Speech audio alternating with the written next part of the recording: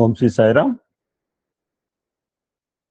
ఓంకార బీజ రూపాయ సర్వేశాయ జగత్పతే ప్రథమాయ నమస్తుభ్యం శ్రీ సత్యసాయి గణాధిప. ఈ గ్రూప్ లో సభ్యులందరూ కూడా ఇది ఊతపదం అయిపోయింది. చాలా ఆనందం అనిపిస్తున్నది. వాడు ఇదే చెప్తున్నాడు ఎక్కడి పోయినా.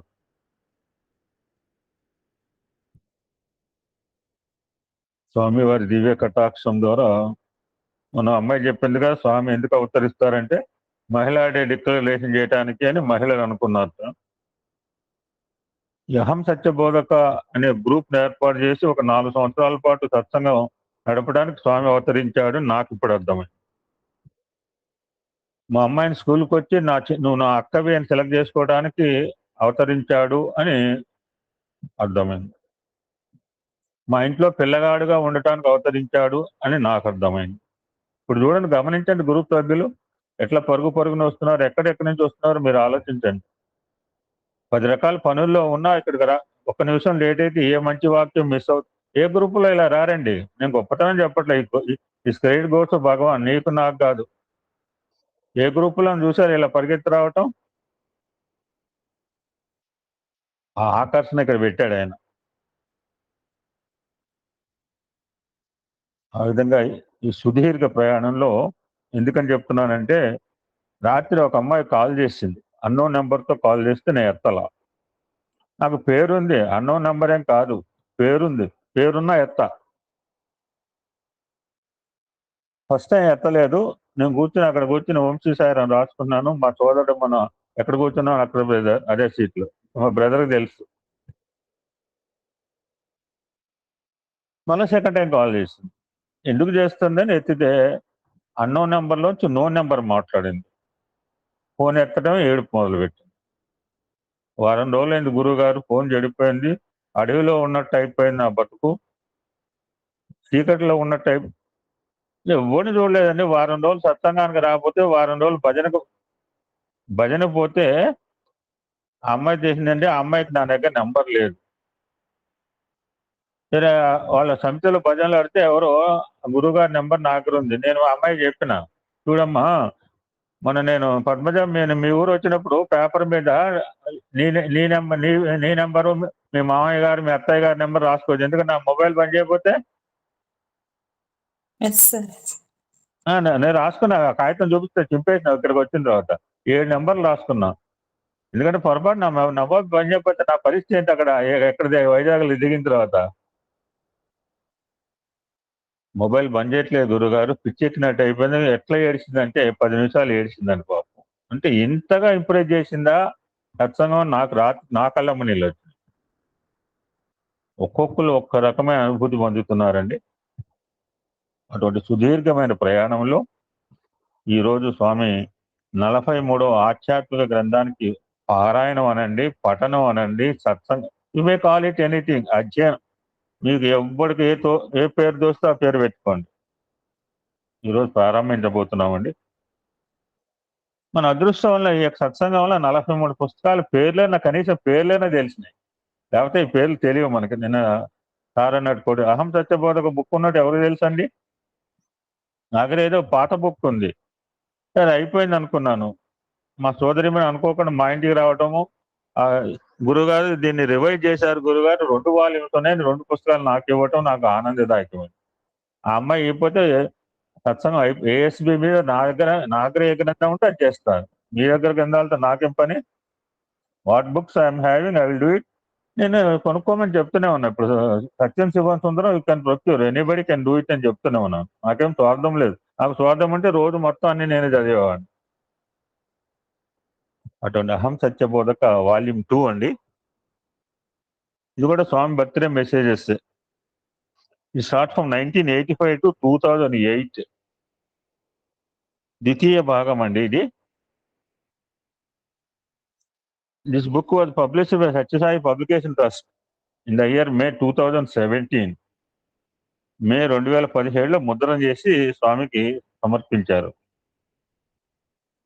అందులో మొదటగా ఆ ప్రచురణ విభాగాల కన్వీనర్ గారు తన మనోభావాల్ని 24/4/2017 ఈ విధంగా వ్యక్తీకరించాడు. బహుశా ఫస్ట్ వాల్యూమ్లో కూడా ఇదే చెప్పాడేమో. నా దగ్గర పుస్తకం లేదు, ఆల్రెడీ తాళం వేసేసాను బీరువాలో పెట్టి. ఇంకొక ఆయన చెప్పాడు, ఈ పుస్తకాలు కనీసం ఇటువంటి పుస్తకాలు ఉంటామని మన చేతుల్లో తిరుగుతాయిట. కనీసం రామాయణ భారత భాగవత పుస్తకాలు చదివినా చదవకపోయినా ఇంట్లో ఉంచుకోవాలట. ఒక పువ్వు పెట్టమని చెప్తాడు కనీసం. అటువంటి పుస్తకాలు చేతిలో తీసుకొని మొయ్యాలట. మీరు నమ్మండి, నేను వర్క్ చేసినంత వరకు కూడా మా ఇంటి దగ్గరికి ఖాళీ హస్తాలతో పోను ఆఫీస్కి. 4, 5 పుస్తకాలు చేతిలో ఉంటే మళ్ళీ అక్కడ పెట్టను. లంచ్లో మళ్ళీ ఇంటికి మోసుకొస్తా, లంచ్ అయితే మళ్ళీ మోసుకుపోతా. అలాగా నా చేతిలో ఎప్పుడు కూడా సరస్వతిని మోస్తూనే ఉంటాను. నాకు ఇష్టం సరస్వతి మోయటం. మనం అనుకుంటాం వాళ్ళ చేతుల్లో ఎప్పుడూ ఒక పుస్తకం నీ చేతుల్లో పెట్టుకో. ఎవడొద్దన్నాడు? వాడిని ఎందుకు విమర్శిస్తావు? వాళ్ళ చేతుల్లో ఎప్పుడు పుస్తకాలు, నీ చేతిలో ఒక రామాయణం నీ చేతుల్లో ఎప్పుడు భగవద్గీత మోయి, లేకపోతే తపోవనం పుస్తకం మోయి. మా ఆయనకు నిద్ర పట్టట్లేదండి. కోటీశ్వరుడు బాబు, 6 అంతస్తుల బిల్డింగ్. సుమారు రాజలక్ష్మి ఇంట్లో చెప్పిన 6 అంతస్తుల బిల్డింగ్ వాడికి నిద్ర పట్టట్లేదు. అప్పుడు జంజాల నాగేశ్వరరావు గారు చెప్పారు. మేము ఇద్దరం వాళ్ళ ఇంటికి వెళ్ళామన్నమాట. కాకతాళీయంగా కలిసాం ఒక ప్లేస్లో. నేను ఒక పని మీద పోయాను, ఆయన ఒక పని మీద వచ్చాడు. ఆయన అంటే ఈ ఇన్వైటీ. నేను ఆల్రెడీ అక్కడ 2 సత్సంగాలు చెప్పాను ఆ ఊళ్ళో నెక్కొండలో, కేసీ సముద్రంలో. బాబు 4 తపోవనం పుస్తకాలు అంటే ఆయనకి ఎవరో చెప్పారట. ఆయనకి ఎవరో చెప్పలా. తమిళనాడు తమిళనాడు వైస్ ప్రెసిడెంట్ గారు ఇక్కడే ఉంటారు ఆయన. ఈ సత్యసాయి త్వరపాకం భజన మండలి డిక్లేర్ చేసింది, ఇనాగరేట్ చేసింది ఆయనే. తెలుగు మాట్లాడతారు నాతో, నేను సుందరం పోతే. ఆయన చెప్పారు ఒకసారి, ఎక్కడైనా ఇంట్లో ఏమైనా ఇబ్బందులు ఉంటే 4 తపోవనం పుస్తకాలు కొని 4 దిక్కులు పెట్టమని చెప్పాడు. ఓపెన్ గా చెప్పాడు జంజాల నాగేశ్వరరావు. సీక్రెట్ గా చెప్పాల.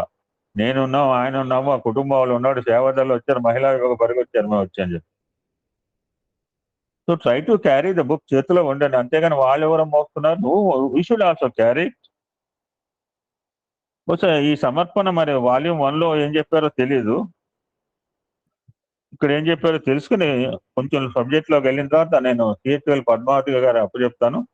ఆవిడ ప్రారంభించింది 40 నిమిషాలు చెప్తుంది. Then I can do the conclude సత్సంగం.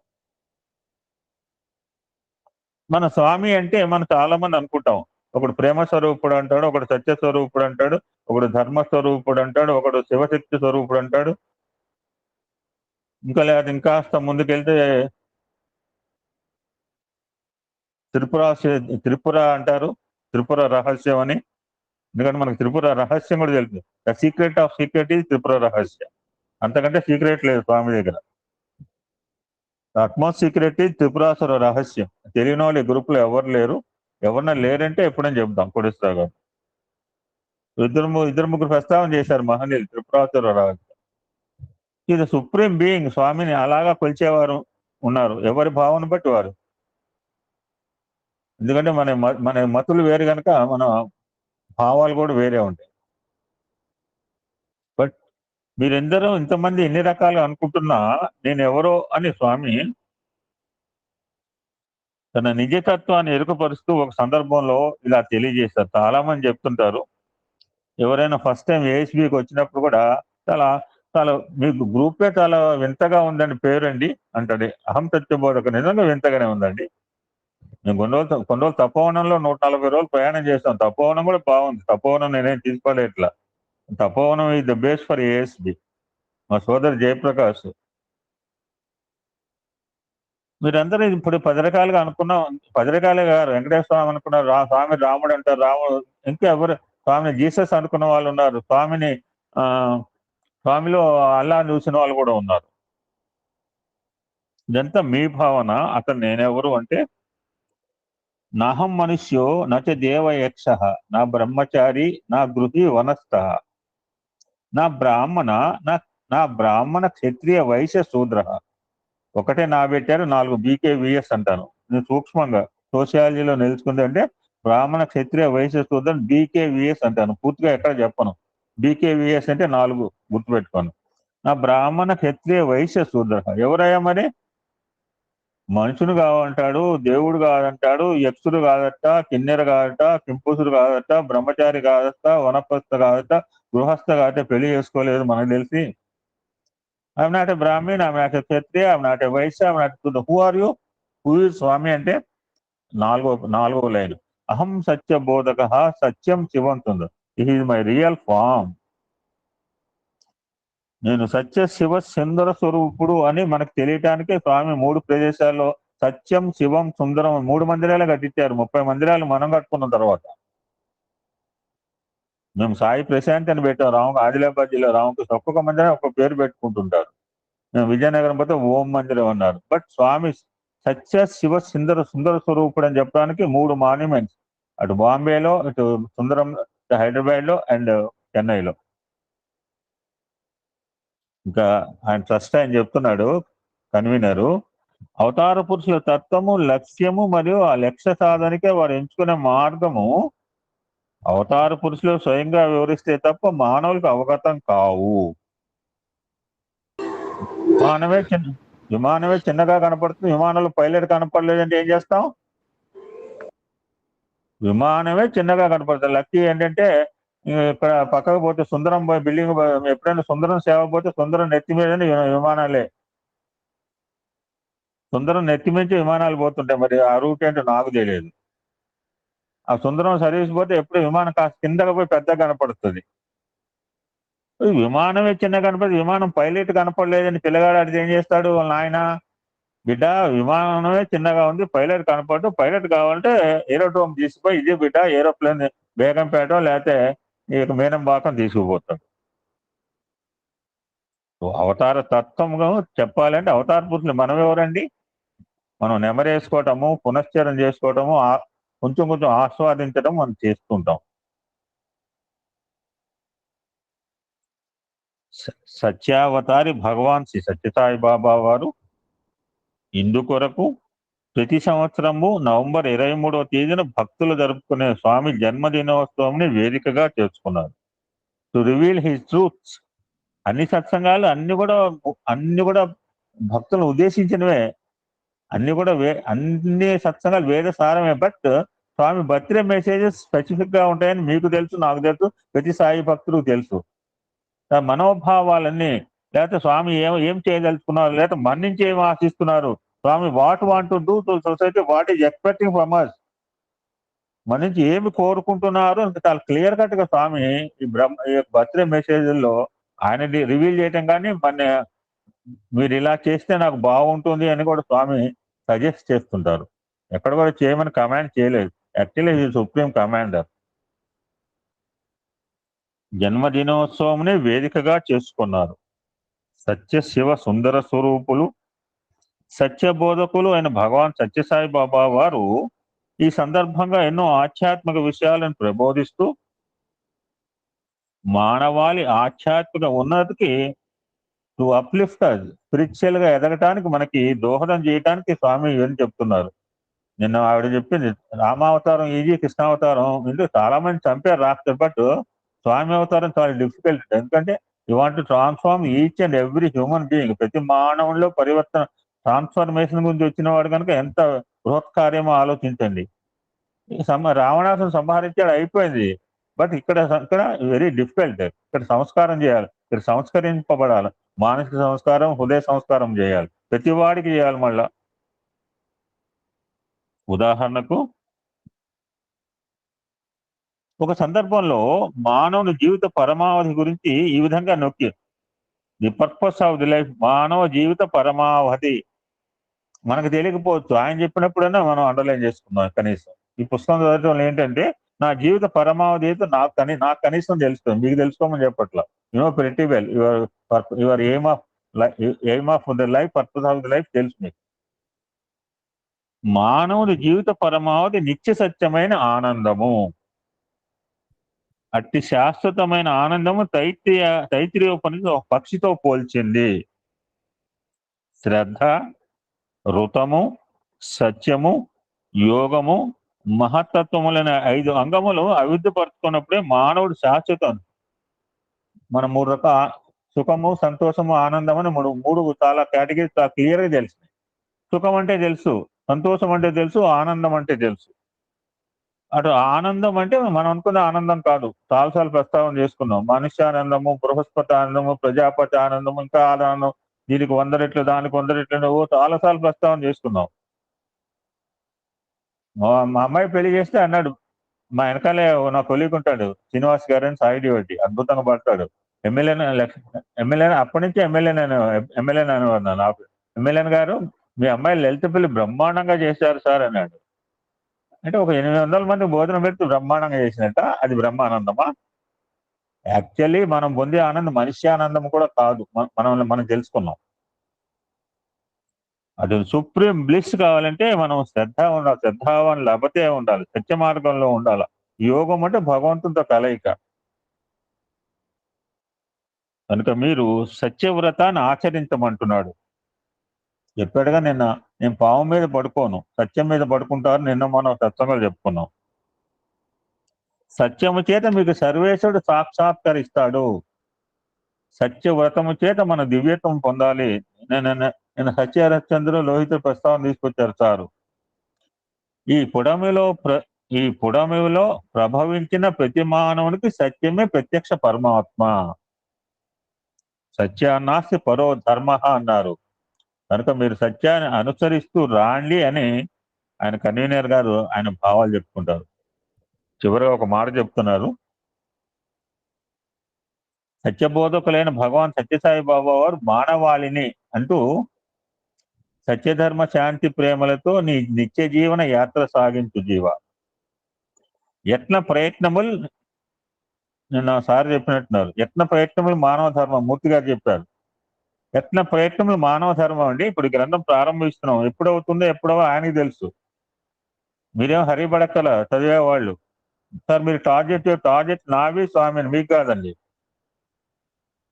యువర్ డ్యూటీ మీకు ఇచ్చిన 40 నిమిషాలు ఆనందపడండి, మమ్మల్ని ఆనందపడు. That's your responsibility. ఇన్ని పుస్తకాలు చదవాలి అనేది ఆయనది బాధ్యత, నాది బాధ్యత. యత్న ప్రయత్నములు మానవ ధర్మము, జయాపజయము దైవార్జనం. అంటే అనుకున్నా నేను 8 నెలలు ఉంది కదా, 8 గ్రంథాలు చదవలేవా అని. చదువుతామో లేదో ఆయన ఇష్టం, ఆయన నిర్ణయం.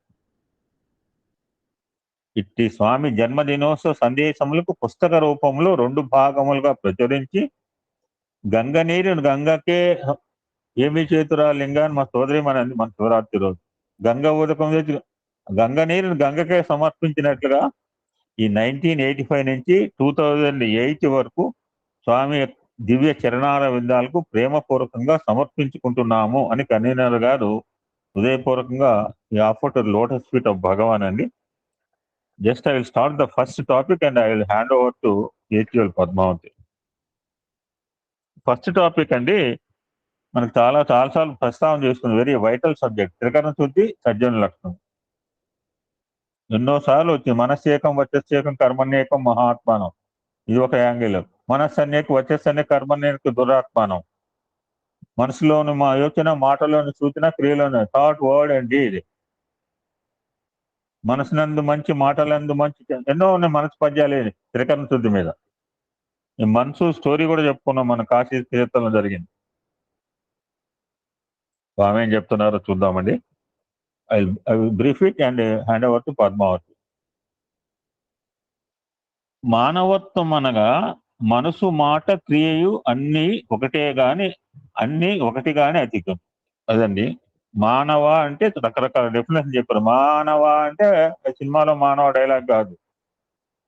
మానవ అంటే మానవత్వంతో వర్షించువాడు. మానవ అంటే నువ్వేం కొత్తవాడేం కాదు. మొన్ననే మా ఫాదర్ సెర్మనీ అయింది.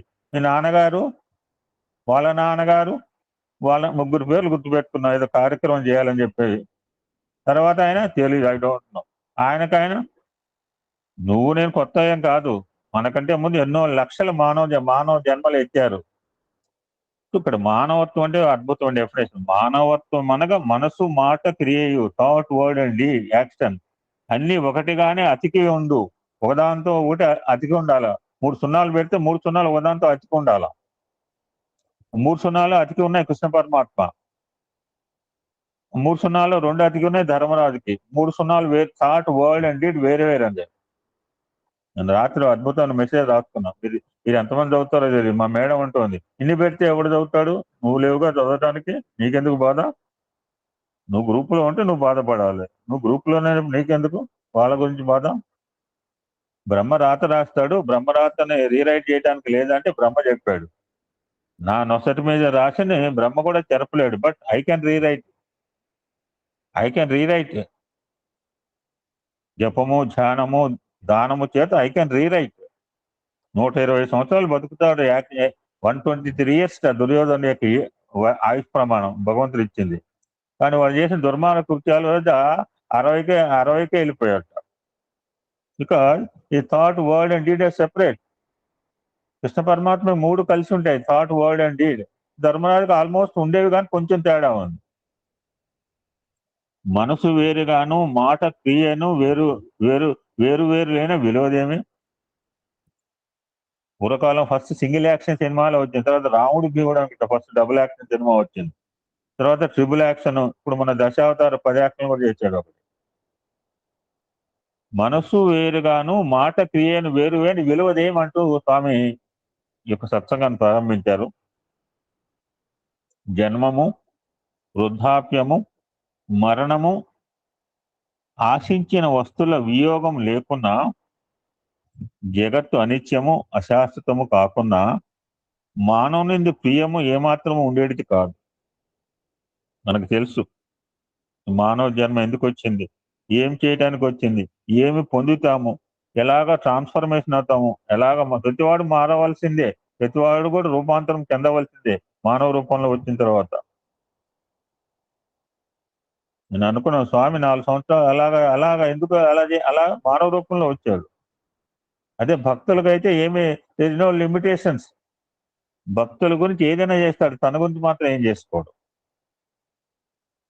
అటువంటి శివశక్తి స్వరూపుడు కావచ్చు, సర్వదేవతాతీత స్వరూపుడు కావచ్చు. ఎందుకు వచ్చాడు, ఇంతకుముందు ఎప్పుడైనా వచ్చాడా, ఎవరిని చూసి వచ్చాడు, ఏమి చూసి వచ్చాడు, వాళ్ళ డబ్బులు చూసి వచ్చాడా, వాళ్ళ ఉన్నతమైన కులం చూసి వచ్చాడా, వాళ్ళ గొప్ప మతం చూసి వచ్చాడా, మనకు అద్భుతమైన పద్యం ప్రారంభించి I hand over to Padmavati గారు. ఏ గుణంబు గణించి ఏ తెంచెను. ఇక్కడ ఏమంటున్నాడు చూడండి, ఏ గుణం అన్నాడు, ఏ కులం వల్ల, ఏ మతం వల్ల, ఏ క్యాస్ట్, ఏ క్రీడ్, ఏ race, or place or time అనలా. ఏ మతంబు గణించి ఏ తెంచెను, ఏ జాతి గణంబు ఏ తెంచెను అనలా. ఏ ప్రాంత గణించి ఏ తెంచెను, ఏ కాల గణించి ఏ తెంచెను అనలా. ఏ గుణంబు గణించి ఏ తెంచెనో నాడు ప్రహ్లాదు పాలింపు పరమ పురుషుడు. గుహుడు ఏ జాతి వాడండి, గురువుడు ఎవరు, ముసలమ్మ నవవిధ భక్తి మార్గాలు రంగరించుకున్న శ్రీమూర్తి ఏముందని చెప్పండి ఆవిడ దగ్గర. శబరి ఎంత అద్భుతం అండి, సాక్షాత్ పరమేశ్వరుడు అన్నాడు. నాకు కలముని శబరి ఎవరన్నా నవవిధ భక్త మార్గాలు ఒక్కటి పట్టుకుని ఏడుస్తారు, నువ్వు 9 పట్టుకుని ఏడుస్తావు, 9 పాటించిన దాన్ని నువ్వు ఒక్కదాని సాక్షాత్తు సాయిరాముడు శబరిని అన్నమాట అండి. ఏ గుణంబు గని ఏ తెంచిన నాడు పేద కుచేలు బ్రోవ వేద చరితుడు. ఏ గుణంబు గంజి ఏ తెంచినో నాడు కరిని గాచడి సరి కమలనయము. శ్రీరంగంలో రాత్రి చూపించాడండి అద్భుతమైన ఘటన నేననే చూశాను. ప్రత్యక్షంగా చేస్తాడు గజేంద్ర మోక్షం శ్రీరంగంలో. ఆ ఏనుగు తీసుకెళ్తాడు, ఎదురుగా నారాయణమూర్తి అండి, ఎంత కోలాహలంగా ఉందో. ప్రత్యక్షంగా గజేంద్ర మోక్షం సన్నివేశం రాత్రి చూశాను శ్రీరంగంలో. ఏ గుణంబు గణించి ఏ తెంచినో నాడు బలిచక్రవర్త కావంగా నోర్చి. ఆ గుణంబు గాంచి ఈ అసుర వంజు ఆర్త జననాథు ఈనాడు అవతరించి. మన దగ్గర ఏదో క్వాలిటీస్ ఉన్నాయి, మన దగ్గర గొప్ప గొప్ప గుణాలు ఉన్నాయని కాదు. నేను సార్ చెప్పాడు ఎందుకు వచ్చాడంటే మన మీద ప్రేమ వాత్సల్యం కేవలం 2 అండి. మన మీద ప్రేమ, మన మీద వాత్సల్యమే ఆయన అవతార పురుషుని మానవ రూపంలో మన మధ్య తిరిగేలాగా చేసింది. కేవలము ప్రేమ వాత్సల్యం మాత్రమే. మన దగ్గర ఏదో ఉన్నట్టు కాదు. We are nothing.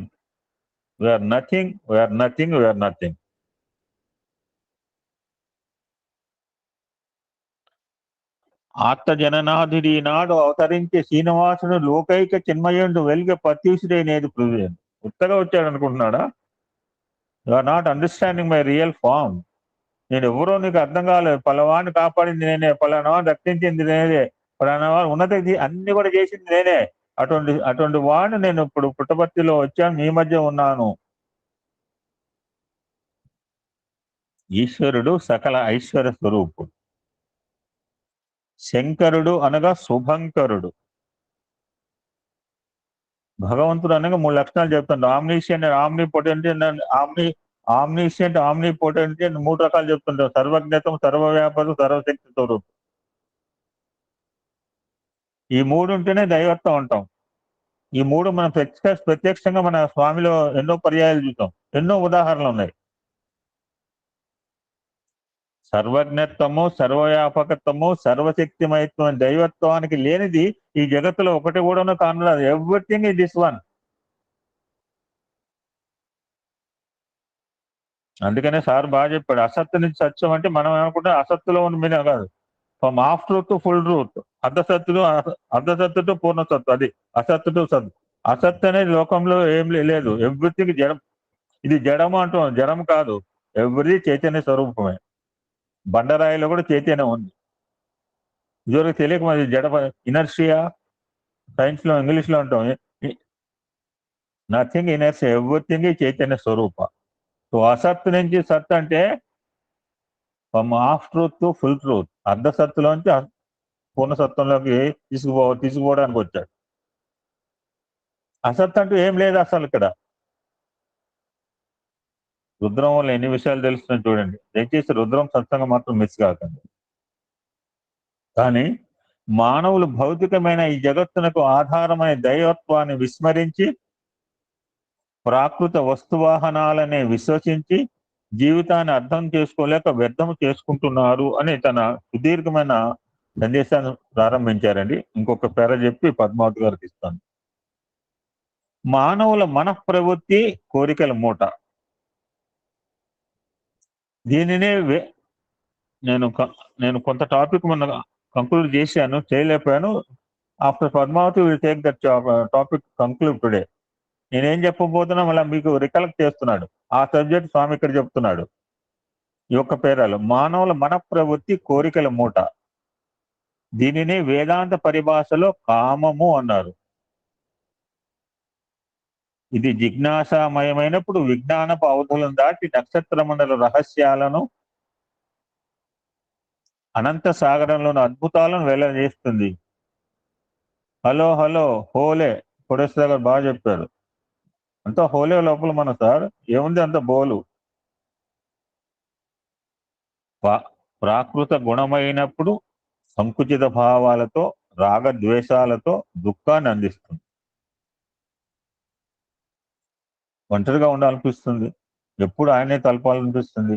నీకేమనిపిస్తుంది అన్నాడు మొన్న ఒక ఆయన మా ఇంటికి వచ్చి.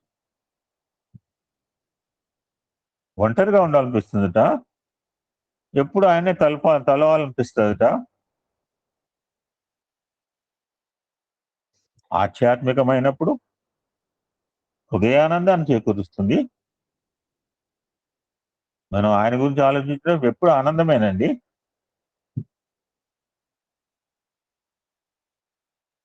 దానికి మనం ఎన్నో పర్యాలు చెప్తుంటారు, ప్రతి వాళ్ళు చెప్తుంటారు, టకటక స్పీకర్లు అందరూ చెప్తారు, ఈ పదాలు బట్టి పెడతారు. ఏంటంటే ఆత్మతత్వం అంటే ఇది, ఈ లక్షణాలు. ఏ కొర పెడితే ఎవరిననేది చెప్తాడు ఏ స్పీకర్.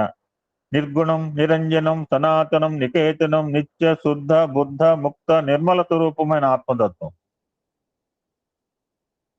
మనం దర్శించలేని ఆత్మకి ఎన్ని లక్షణాలు, అద్భుతమైన అట్రిబ్యూట్స్ పెట్టారు చూడండి భగవంతుడు. ఇవన్నీ కూడా భగవంతుని యొక్క లక్షణాలు. ఇవన్నీ కూడా శాశ్వత తత్వం యొక్క లక్షణాలు. ఇవన్నీ కూడా మార్పు చెందని రూపం యొక్క పరంజ్యోతి తత్వం యొక్క లక్షణాలు. నిర్గుణం, నిరంజనం, సనాతనం, నికేతనం, నిత్య, శుద్ధ, బుద్ధ, ముక్త, నిర్మల స్వరూపమైన ఆత్మతత్వాన్ని మా సాదరు చాలా బాగా చెప్పాడు. చేప రూపంలోనా, మృగ రూపంలోనా, లేకపోతే కూర్మ రూపంలోనా, చాయిస్ అవర్స్. ఎలా అయినా బతకచ్చు, చేపలాగా బతకచ్చు. అదేంటండి నేను భూమి మీద ఉన్న భూమి మీద చేపలాగా బతికేవాళ్ళు లేరా? మీరు చెప్పండి సార్ మూర్తి గారు. భూమి మీద చేపలాగా బతికే వాళ్ళు ఎంతమంది లేరండి? భూమి మీద ఉండి మూర్తి గారు కరెక్టా, అవునా కదా? కరెక్టే చెప్పండి. చేపే కాదు సార్, చేప నీళ్ళలో ఉంటుంది. మనం భూమి మీద ఉండి కూడా చేపలాగా బతుకుతున్నాం. భూమి మీద ఉండి మృగంలాగా, మానవుడిగా ఉంది మృగంలాగా మనం జీవిస్తున్నాం. సరిపోవాలంటే నువ్వు కూర్మలాగా అట్లీస్ట్ బీ లైక్ కూర్మ. స్వార్థ సేవ, పరార్థ సేవ, పరార్థ సేవ, పరమాత్మ సేవ. These are 4 categories the Swami has given service అండి. ఈ నాలుగు రకాల సేవలు మనం గమనిస్తూనే ఉంటాం, మనం కూడా చేసే ఉండొచ్చు. ఒక 15 రోజులు వేస్తే ఈయనకి కితి పెట్టింది, నాకేం కితి పెట్టి ఆలోచించి ఏఎస్పీ నడపట్లేదండి. దాని సో మెనీ, ఎంతో మంది ఎన్నో రకాల సేవలు చేస్తున్నాం. This was category. స్వార్థ భావంతో చేసాము, స్వార్థ భావంతో చేస్తుంటాము. ఏమో ఇవాళ ఇచ్చాను పక్కన వాడికి, వాడు ఎప్పుడైనా ఇవ్వడా? ఎప్పుడో ఏదో రోజు ఈ థాట్ నాకే వచ్చి ఉంటుంది. ఏదో స్వామి పుణ్యం అంటే ఇప్పుడు చెప్తున్నాం కనుక ఇవన్నీ ఎందుకురా, పరమార్థ సేవగా భావించు, పరులు కాదు పరమాత్మ స్వరూపులు అని ఆయన చెప్పబట్టి కళ్ళకున్న పొరను అట్లీస్ట్ తీసుకునే ప్రయత్నం చేసుకుంటున్నాం మనం. అటువంటి సద్గుణ సంపత్తమైన ఆత్మతత్వాన్ని కేవలం ఒక సాత్విక గుణంతో మాత్రమే సాక్షాత్కరించు. బి సాత్విక్. రాత్రి వండర్ ఎంత అండి మనం గుర్తించే, మనం ఐడెంటిఫై చేసే రకరకాల టీవీలో రకరకాల వంటల ప్రోగ్రామ్ వస్తుండే అండి. ఎవరైనా చూసారా? ఒకళ్ళు శ్రీమూర్తి రకరకాల వంటలు చేస్తుంటారు. వంటలు వార్పులమ్మా, రకరకాల పేర్లు పెడతారు కదా. రాత్రి నేను ఒక ఛానల్లో నేను మధ్యాహ్నం వెంకటేశ్వర కళ్యాణం అయిన తర్వాత ఐ స్విచ్ ఓవర్ వెంకటేశ్వర కళ్యాణం చేస్తూ భోజనం చేయడం అలవాటు. అది కాగానే శంకరా ఛానల్కి అయితే సాత్విక రుచి అని పెట్టాడు. అక్కడ కూడా వంటలు వార్పులే. అటువంటి ఆత్మతత్వాన్ని కనుక ముందు గుర్తించాలంటే స్వామి ఇక్కడ సాత్వికం అన్నాడు, మనం కాస్త ముందు శుద్ధ సాత్వికం. ఆయనేం పెట్టలేదు, ఆయన అన్నమాట చెప్తాం. శుద్ధ సాత్వికం అక్కడ సాత్వికంలో ఉంటే చాలు. టు ఐడెంటిఫై ద ఆత్మిక తత్వ, మనలో ఉన్న ఆత్మక తత్వం అంటే ఆత్మతత్వమే పరంజ్యోతి తత్వాన్ని గుర్తించాలంటే సాత్విక గుణంతో మాత్రమే మనం సాక్షాత్కారానికి సాధ్యం అవుతుంది అని స్వామి ఒక పేర చెప్పారు. No Padmavati, you can continue from here 40 minutes. Om Sri Sairam. సర్వదేవతాతీత భగవాన్ శ్రీ సత్యసాయి బాబా వారి పాద పద్మములకు శతకోటి వందనములు.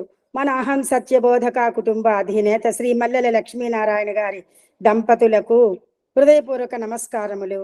ఈ అహం సత్యబోధక స్వామివారి జన్మదిన సందేశములు ద్వితీయ భాగములో మొదటి అధ్యాయము చదివి వినిపించుటకు అవకాశం ఇచ్చిన భగవాన్ బాబా వారికి, మన గురువు గారు శ్రీ మల్లెల లక్ష్మీనారాయణ గారికి హృదయపూర్వక నమస్కారములు. ఇందులో పాల్గొన్న పెద్దలు, పూజ్యులు, సోదర సోదరీమణులందరికీ కూడా నా హృదయపూర్వక నమస్కారములు తెలియజేసుకుంటున్నాను. ఓం శ్రీ సాయిరామ్. ఓ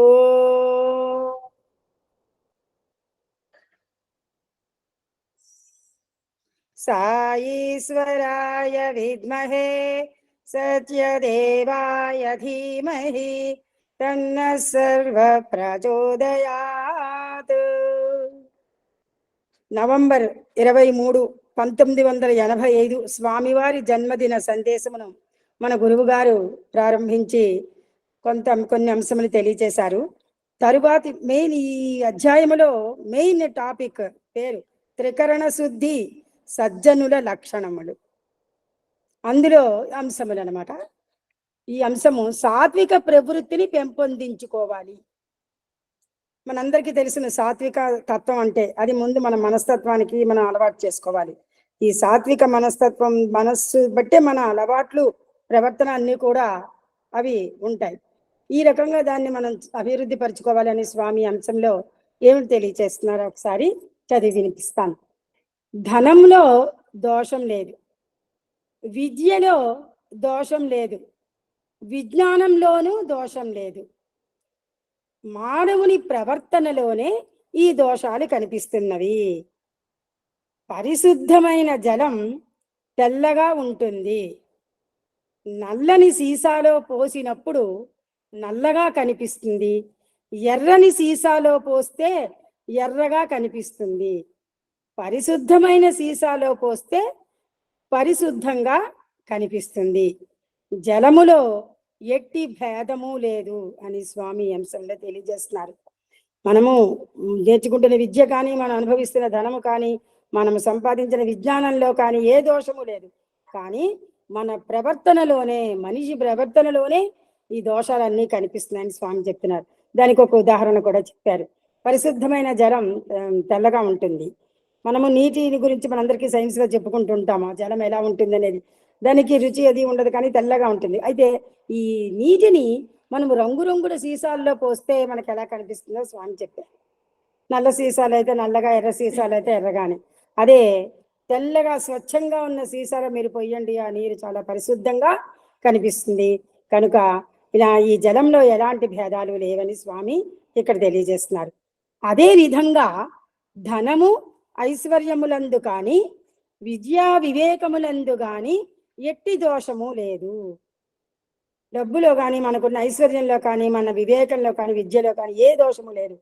రాజసిక ప్రవృత్తి గల వాణి హృదయంలో చేరినప్పుడు అవి రాగ ద్వేష స్వరూపాన్ని ధరిస్తాయి. అనురాగము, ద్వేషం ఈ స్వరూపాన్ని, రాజసిక ప్రవృత్తి అంత మనమే, అంత నేనే చేస్తున్నాను ఇలాగ అనుకునే ప్రవృత్తి గల వాని హృదయంలో అవి చేరితే అవి ద్వేష స్వరూపము అవి ధరిస్తాయని చెప్తాను. అంటే ఏంటి, మన మనస్సు అనురాగాలతోని, మమకారాలతోని, ద్వేషముతోని నిండిపోయి ఉండడానికి అవకాశం ఉంటుంది. అదే తామసిక ప్రవృత్తి గలవాని హృదయంలో ప్రవేశించినప్పుడు, తామసిక ప్రవృత్తి గల మన హృదయంలో ప్రవేశించినప్పుడు తమస్వరూపం ధరించి రాక్షసత్వంలోకి ప్రవేశిస్తాయి. సాత్విక హృదయంలో ప్రవేశించినప్పుడు లోక కళ్యాణానికి, మానవ జీవితాదర్శానికి ఉపకరిస్తాయి. కనుకనే ప్రతి మానవుడు సాత్విక ప్రవృత్తిని అభివృద్ధి పరచుకొని సత్యమైన మార్గములో ప్రవేశించి నిత్యమైన గమ్యాన్ని చేరటానికి ప్రయత్నించాలి. మనము మనిషి హృదయము, మనస్సు అన్నీ కూడా సాత్వికంగా, స్వచ్ఛంగా మనం పవిత్రంగా ఉంచుకున్నప్పుడు మన హృదయంలో కూడా మంచి భావాలు, మంచి ఆలోచనలు మన మనస్సులోకి ప్రవేశించి అవి లోక కళ్యాణానికి, మన జీవితంలో ఆదర్శంగా గడపడానికి కూడా ఎంతో ఉపకరిస్తాయి. కాబట్టి ప్రతి మానవుడు కూడా సాత్విక ప్రవృత్తిని అభివృద్ధి పరచుకోవాలి. అలాంటి సందర్భంలోనే మనము సత్యమైన మార్గంలో ప్రవేశించి మనము గమ్యం చేరటానికి, భగవంతుడిని చేరడానికి, మన స్వామి దగ్గరికి మనం చేరడానికి కూడా ఈ గమ్యాన్ని చేరడానికి సాత్విక మార్గం అనేది ఎంతో ఉపకరిస్తుందని స్వామి తెలియచేస్తున్నారు. తర్వాత మానవత్వానికి ఆధారమైనది దైవత్వం ఒకటే. మానవత్వం మనలో ఈ మంచి లక్షణాలన్నీ ఉద్భవించాలి అంటే ఆధారమైనది ఏంటంటే దైవత్వము. దేవుడు సహాయము ఉండాలి. దేవుడి తాలూకు అనుగ్రహం ఇవన్నీ ఉంటేనే మనలో కూడా మానవత్వం అనేది బాగా అభివృద్ధి చెందుతుంది. ఆ మానవత్వ లక్షణాలను మనం అలవరుచుకోవాలి అంటే మనము కూడా దైవం వైపు ఉండాలి. దైవానుగ్రహం వైపు వెళ్ళడానికి మనం సాధన చేయాలి. ఎంత ధనమున్నా, ఎంత బలమున్నా, విద్య ఉన్నా, వినయమున్నా భక్తి ముక్తులకవి పనికిరావు. ఎంతో బలం ఉంది, మన శారీరకంగా మనకు బలం ఉండొచ్చు, మనకి చదువు ఉండొచ్చు, వినయము అన్నీ ఉన్నా కూడా భక్తికి ముక్తికి అవి పనికిరావు. త్యాగము వల్లనే అమృతత్వము ప్రాప్తిస్తుంది. సాక్రిఫైస్ ఉండాలి ముందు, దానివల్లే మనకు అమృతత్వం లభిస్తుంది అని చెప్తున్నారు. కానీ లోభము వల్ల కాదు. లోభం ఉండకూడదు. లోభం అంటే మనందరికీ తెలుసు, పిసినారితనం అని. త్యాగం చెయ్యాలి. ఇవన్నీ మనము పిసినిగొడ్డుతనంతో మనకే అనే స్వార్థం లేకుండా మనము అన్ని త్యాగం చేయగలిగిన పరిస్థితిలోనే మనకి అమృతత్వము ప్రాప్తిస్తుంది. మనం భగవంతుని చేరే గమ్యానికి మార్గం కూడా సులభం అవుతుంది. అయితే దురదృష్టవశాత్తు బాధలను కలిగించే లోభమందు మాత్రమే వాసనల అభివృద్ధి పరుచుకొని మానవుడు బంధితుడవుతున్నాడు. అయితే మన బాధలను కలిగించే లోభమందు మాత్రమే ఈ వాసనలు, విషయ వాసనలను మనం అభివృద్ధి చేసుకొని మానవుడు ఆ విషయ వాసనలలోని బంధితుడవుతున్నాడు. బంధింపబడ్డం వల్లే మనకి మానవత్వములోని దివ్యత్వాన్ని గుర్తించడానికి సత్సంగంలో చేరి సన్మార్గంలో ప్రవేశించడానికి కృషి చేయాలి. ఇదే ప్రధానమైన మానవ ధర్మం. కాబట్టి మానవత్వంలో మనం దివ్యత్వాన్ని గుర్తించాలి అంటే మనము మంచి మార్గంలో ప్రవేశించాలి. మన ఆలోచనలు, మన సాధనలు అన్నీ కూడా భగవంతుడి వైపే ఉండాలి, వేరే మార్గము కాకుండా. అలా మనం చెయ్యగలగాలి అంటే మొట్టమొదటి సాధన మనం ఏంటంటే, మనం ఇంట్లో ఏవి చేయలేకపోయినా ఒక చెప్పిన మంచి విషయాలనైనా వినాలి. మనం అందరము కూడా ఈ అహం సత్య బోధక అనే దీని ద్వారా, ఈ గ్రూపులో ఈ ద్వారా మన గురువు గారి ద్వారా మనం ఎన్నో సత్సంగాలు వింటూ, ఇప్పుడే గురువు గారు చెప్పారు, ఆమె ఎవరో వారం రోజులే సత్సంగం వెళ్ళలేకపోయినందుకు ఆమె ఎంత బాధపడిందో అదంతా మనకు వివరించేసరికి మనకు కూడా అనిపిస్తుంది. ఒక్కరోజు నెట్ 5 నిమిషాలు కానీ పోతే, ఎంతకి రాకపోతే ఒక రకంగా కోపము, ఆవేశం అన్నీ వచ్చేస్తుంటాయి. అయ్యో వెళ్ళలేకపోయామని. అలాగా సత్సంగంలో చేరి మనము మంచి విషయాలు వింటే ఆ రోజంతా కూడా మనకి పాజిటివ్ ఎనర్జీ. అలాగ మన శరీరంలోకి మన దివ్యత్వాన్ని గుర్తించడానికి సత్సంగంలో చేరి 4 మంచి విషయాలు వింటే సన్మార్గంలో ప్రవేశించడానికి కృషి చేయాలి. ఇదే ప్రధానమైన మానవ ధర్మం అని స్వామి అంశంలో తెలియచేస్తున్నారు. మానవత్వంలో దివ్యత్వాన్ని గుర్తించడానికి అయితే మనం సత్సంగాలు చేస్తున్నాము, ఇంకా భజనలు చేస్తున్నాము, జపాలు, ధ్యానం ఇలాంటివన్నీ కూడా మనం చేస్తున్నాము. ఇవన్నీ చెయ్యడానికి కూడా ప్రధానమైనది ఏంటంటే, సన్మార్గంలో దివ్యత్వాన్ని గుర్తించడానికి ముందు ముఖ్యంగా మనము సాధన అనేది చెయ్యాలి. ఆ సాధన అనేది చెయ్యాలి అంటే ముందు మనిషి సాత్వికంగా ఉండాలి.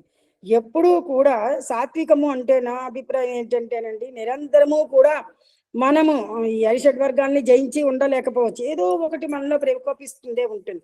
సాధారణంగా ఇప్పుడే చెప్పుకున్నాం, ఇన్నట్టు పని చేయకపోతే కోపం వచ్చేస్తుంటుందని. అలాగా ఆ రకమైన అరిషడ్ వర్గాలను కూడా మనం జయించి నిరంతరము సాత్వికం అంటే, మనం ఇంకా ఇంగ్లీష్లో చెప్తుంటారు కూల్ అంటారు, కూల్గా ఉండాలి. మన మనస్సు ప్రశాంతంగా ఉంచుకొని మనం అంటే ఏదో ఒక నామం నాలిక మీద కానీ జపం చేస్తూ ఉంటే ఆ అరిషడ్ వర్గాలు ఏదో ఒకటి మనలో ప్రవేశిస్తున్నట్టు దాన్ని మనం తప్పించుకోగలమేమో అని నేను అనుకుంటుంటానండి. నాకు అలా కనిపించడం, నేను ఓం శ్రీ సాయిరామ్ అనే నామం మీద పెట్టుకుంటాను. పాట ఏది స్మరణకు వచ్చినా రాబోయే ఓం శ్రీ సాయిరామ్ నాంతరం నిరంతరము నామం మనం చేసుకుంటూ ఉంటే మనం ఇవన్నీ కొంత సాధన చేసి మనము సాత్వికంగా ఉండడానికి ప్రయత్నం చేయగలుగుతామేమో అని నా అభిప్రాయం అండి. సాయిరామ్. ధారణాత్ ధర్మమిత్యాహు అని స్వామి ఇక్కడ ఇది చెప్తున్నారు సూక్తి. ధరించేది ధర్మము, ధారణాత్ అంటే ధరించేది, ధర్మమిత్యాహు ధరించేది ధర్మము. అది ఎలాగా, ఈ జగత్తునంతా భరించి నడిపిస్తున్నది ఈ ధర్మమే. మానవుడు నిరంతరం పారిపోయే మనస్తత్వం కలిగి ఉండటం చేత నిత్య సత్యమైన ధర్మతత్వాన్ని గుర్తించడానికి ప్రయత్నించటం లేదు. అంటే ఈ ధర్మాన్ని, ఈ జగత్తునంతా కూడా ధర్మమే నడిపిస్తున్నారు. ఈ ధర్మము ఒక్కొక్క యుగంలో ఏ పాదాల మీద ఉన్నదని అందరూ మనకి తెలుసును. కానీ ఇంత నడిపిస్తున్న ఈ ధర్మము మనం ఎలాగ అనుసరిస్తున్నాం? మనం అనుసరిస్తున్నామా? మానవుడు దాన్ని నడిపిస్తున్నాడా? కానీ ఏం జరుగుతోంది? నిరంతరము జారిపోతున్నాడు మానవుడు. కొంతవరకు కొంచెం ఏదో సాధించడానికి ప్రయత్నం చేసి మళ్ళీ మధ్యలో జారిపోతున్నారు. పారిపోయే మనస్తత్వం కలిగి ఉండటం చేత అంటే ఏంటి, మధ్యలో అది వదిలేసి ఆ సాధన లేదా ఆ సత్సంగాలు వినడం. చూడండి, మనకి సాధారణంగా ఎక్కడికైనా వెళ్తూ ఉంటాము, ఏదైనా మంచి ఆధ్యాత్మిక కార్యక్రమంలో పాల్గొనడానికి వెళ్ళినప్పుడు కూడా మన మనసులోని రకరకాల ఆలోచనలు వచ్చినప్పుడు మనం అక్కడ అవి రానివ్వకుండా అక్కడ జరిగే కార్యక్రమం మీద మన దృష్టి నిలపాలి అంటే అక్కడ మనము సాధన చేయాలి. ఆ సాధన చేయడం వల్లే మనము అప్పుడు సత్య నిత్యమైన ధర్మతత్వాన్ని గుర్తించడానికి ప్రయత్నించడం జరుగుతుందన్నమాట. కానీ ఈ జారిపోతే మనిషి మాత్రం మళ్ళీ ఇంకా తర్వాత ఈ ధర్మతత్వాన్ని ఆయన గుర్తించడానికి ప్రయత్నం చేయడం కష్టం కూడా, ఒకసారి జారిపోయామంటే మనం. ఎందుకంటే ఈ సాధన అనేది ఏంటంటే, మనం చిన్నప్పటి నుంచి బాల వికాస్ పిల్లలకి చెప్తున్నాం, ఆధ్యాత్మిక చింతన అసలు ముందు చిన్నప్పటి నుంచి రావాలంటేనే స్వామి ఈ బాల వికాస్ పెట్టారు. ఈ పిల్లలకి ఇప్పటి నుంచి వస్తుంటే అది అలా పెద్దవుతుంటే వాళ్ళలో ఆ చింతన పెరిగి రకరకాల సేవలు చేయాలనే భావము, ప్రతి సాటి మనిషితోని కూడా వాళ్ళు ఎలా ప్రవర్తించాలి అనే విధి విధానాలన్నీ కూడా వాళ్ళు తెలుసుకొని వాళ్ళ జీవితాన్ని స్వామి వైపు వెళ్ళే గమ్యం వైపు చేరడానికి వాళ్ళు మార్గాన్ని వేసుకోగలుగుతారు. కానీ ఇక్కడ మనం ఏం చేస్తున్నామంటే, మానవుడు మధ్యలోనే జారిపోవడం వల్ల ధర్మతత్వాన్ని గుర్తించడానికి ప్రయత్నించట్లేదు. ప్రతి పదార్థము యొక్క సత్య స్వరూపాన్ని నిరూపించే తత్వమే ఈ ధర్మము. ప్రతి పదార్థము, ఇప్పుడు చాలా పదార్థాలు మనం చూస్తున్నాం, ఎన్నో వస్తువులు అనుభవిస్తున్నాం. ఇవన్నీ కూడా సత్యస్వరూపాన్ని నిరూపించే తత్వమే ఈ ధర్మం. అంటే వాటి తాలూకా స్వరూపం అది చూపించేదే ఈ ధర్మము. వస్తువును వస్తువుగా నిరూపించి దాని సత్యస్వరూపాన్ని ప్రకటించేదే ధర్మము. వస్తువును వస్తువుగా నిరూపించాలి. ఇప్పుడు ఒక వస్తువు ఉంది, ఆ వస్తువుని దానికి ఒక స్వభావం ఉంటుంది, అది ఆ స్వభావాన్ని అది వదిలేసుకోకుండా దాని పని అది చేస్తున్నదా లేదా అనే సత్యస్వరూపాన్ని ప్రకటించేదే ధర్మము. దానికి స్వామి ఒక ఉదాహరణ చెప్తున్నారు, మనకి ఒక చిన్న ఉదాహరణ తెలియజేస్తున్నారు. తర్వాత అంశంలోని చెప్తున్నారు, ఆకారం కాదు ఆచరణ ప్రవర్తన మానవత్వానికి సరైన లక్షణం. ఇక్కడ మనకు ఆ వస్తువు లేదా పదార్థం యొక్క ఆకారం కాదు మనకి, దాని ఆచరణ ఎలా ఉంది, ప్రవర్తన ఎలా ఉంది, అదే మానవత్వానికి సరైన లక్షణం అని ఉదాహరణలో చెప్తున్నారు స్వామి. ఉదాహరణ చెప్తున్నారు కదా, ఇది మనం ఒకసారి తెలుసుకుందామండి. ఒక కారు ఉన్నది, ఇక్కడ కారు ఒక వస్తువు. కారుకు రూపం ఉన్నంత మాత్రాన ప్రయోజనం లేదు. కారుకి ఏదో ఒక రూపం ఉంది. కారుకు స్టీరింగు, బాల్ బేరింగ్ రెండూ చక్కగా ఉండాలి. ఇంతే కాదు, టైర్లు, లైటు, వైర్లు కూడా సరిగా ఉండాలి. ప్రయాణం చేయడానికి సరైన స్థితిలో ఉన్నప్పుడే కారు అనే పేరు దానికి సార్థకమవుతుంది. కారు ధర్మం ఏమిటి? ఇప్పుడు మనం కారు వస్తువు చూస్తున్నాం, కారులో ఎన్ని ఉంటాయో, బ్యాక్ని కానీ ఫ్రంట్ని కానీ విప్పి చూస్తే ఎన్నో ఉంటాయి. కానీ అవన్నీ ఉండాలని స్వామి ఇవన్నీ ఇక్కడ చెప్తున్నారు ఇందులో. అవన్నీ కూడా వాటి ధర్మాన్ని నెరవేర్చాలి. ఆ ధర్మం నెరవేర్చినప్పుడే అవి గమ్యం చేరే వరకు కూడా ఈ కారు తన ధర్మాన్ని నెరవేర్చగలుగుతుంది, తన ప్రయాణాన్ని తన కర్తవ్యాన్ని నిర్వహిస్తుందని చెప్తున్నారు స్వామి. అది చూద్దాం ఒకసారి. ప్రయాణం చేయడానికి సరైన స్థితిలో ఉన్నప్పుడే కారు అనే పేరు దానికి సార్థకమవుతుంది. కారు ధర్మం ఏమిటి? కారు గమ్యం చేరే వరకు ప్రయాణం చేస్తూ తన కర్తవ్యాన్ని సక్రమంగా నిర్వర్తించడమే కారు ధర్మము. కారులో ఉన్న పార్ట్స్ అన్నీ కూడా వాటి కర్తవ్యాన్ని సక్రమంగా నిర్వర్తించాలి. చేస్తేనే అప్పుడు మనము ఆ కారులో ప్రయాణం చేస్తూ మన గమ్యాన్ని చేరగలుగుతాము. అదే కారు నిర్వహించే ధర్మము. అదే విధంగా దివ్యత్వం అనే గమ్యాన్ని చేరటములో ఎట్టి దోషాలు లేకుండా తన కర్తవ్యాన్ని సక్రమంగా నిర్వర్తించటం ప్రధానమైన మానవ ధర్మం.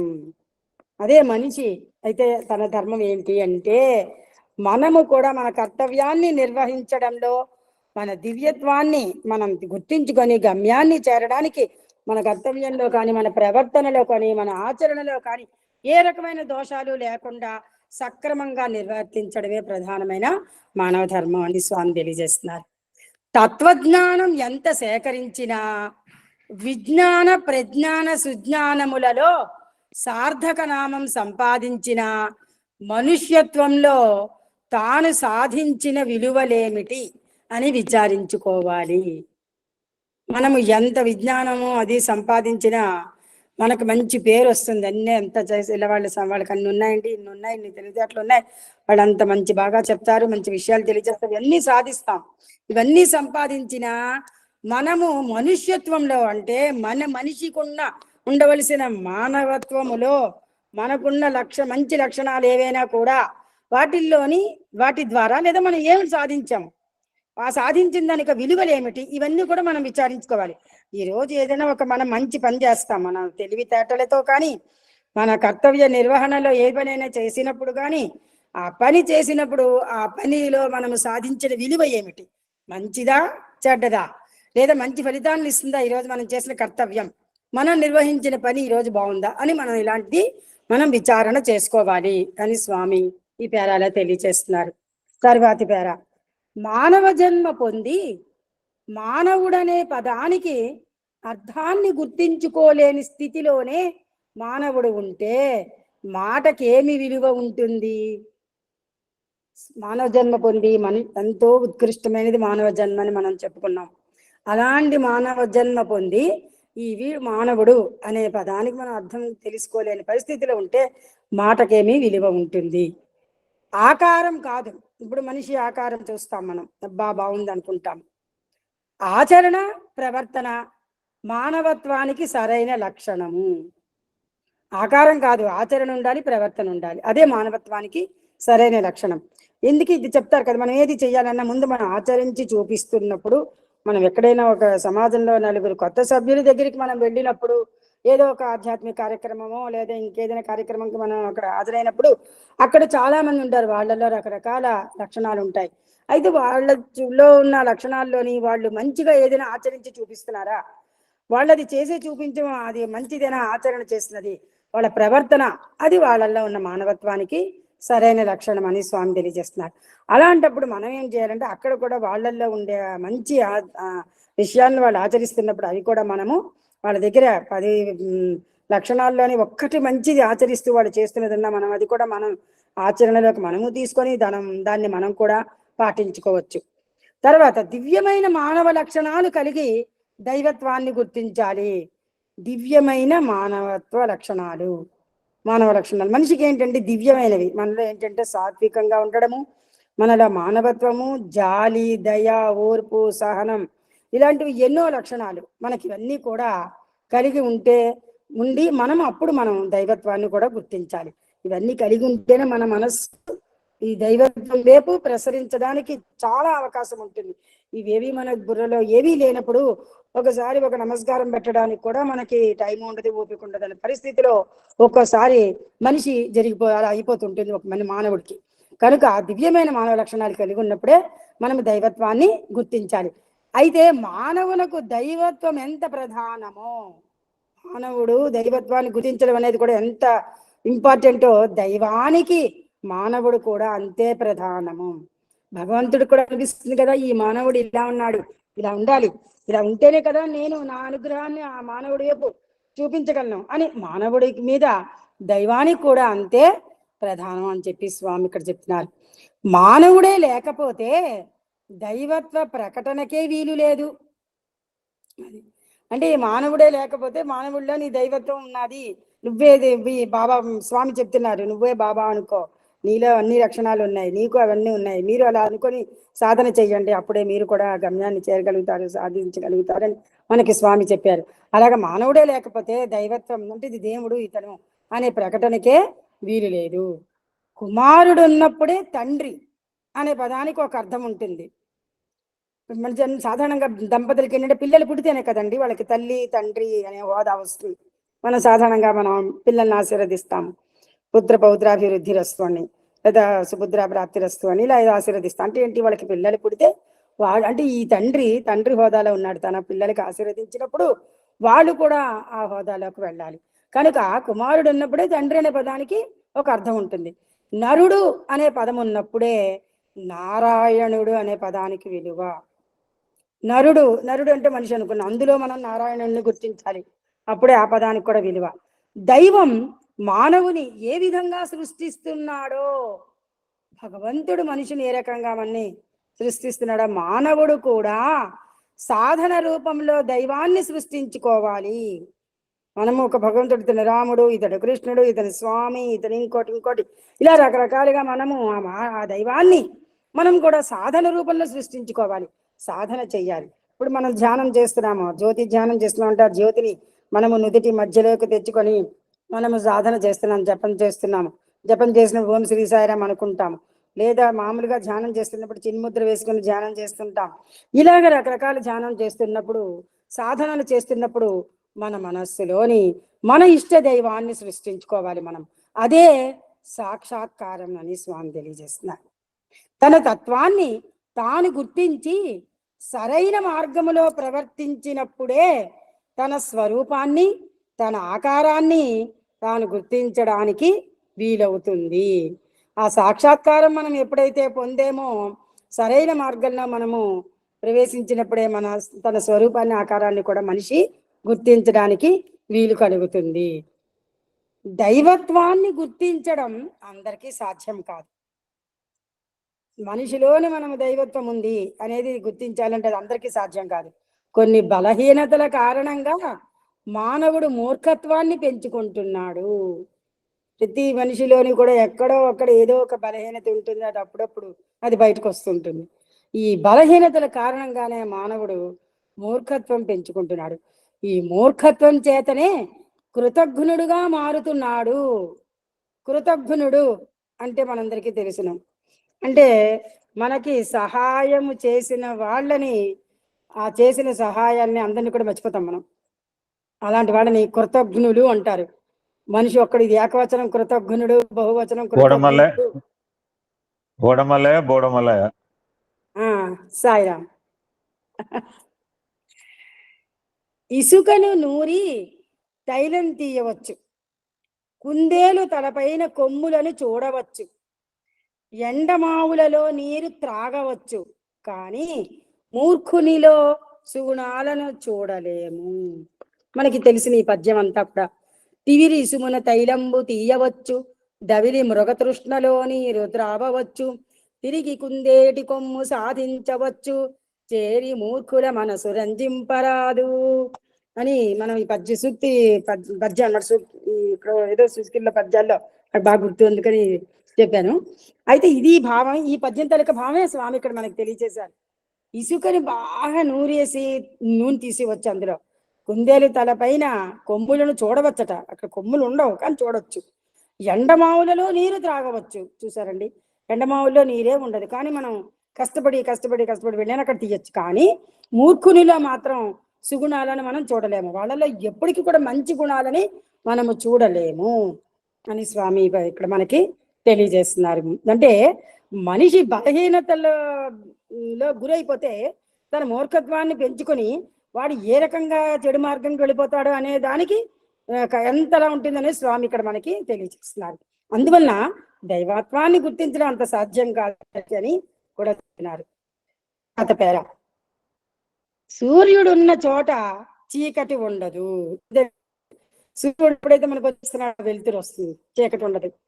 అంధకారాన్ని అజ్ఞానాన్ని దూరం చేసేవాడు సూర్యుడు.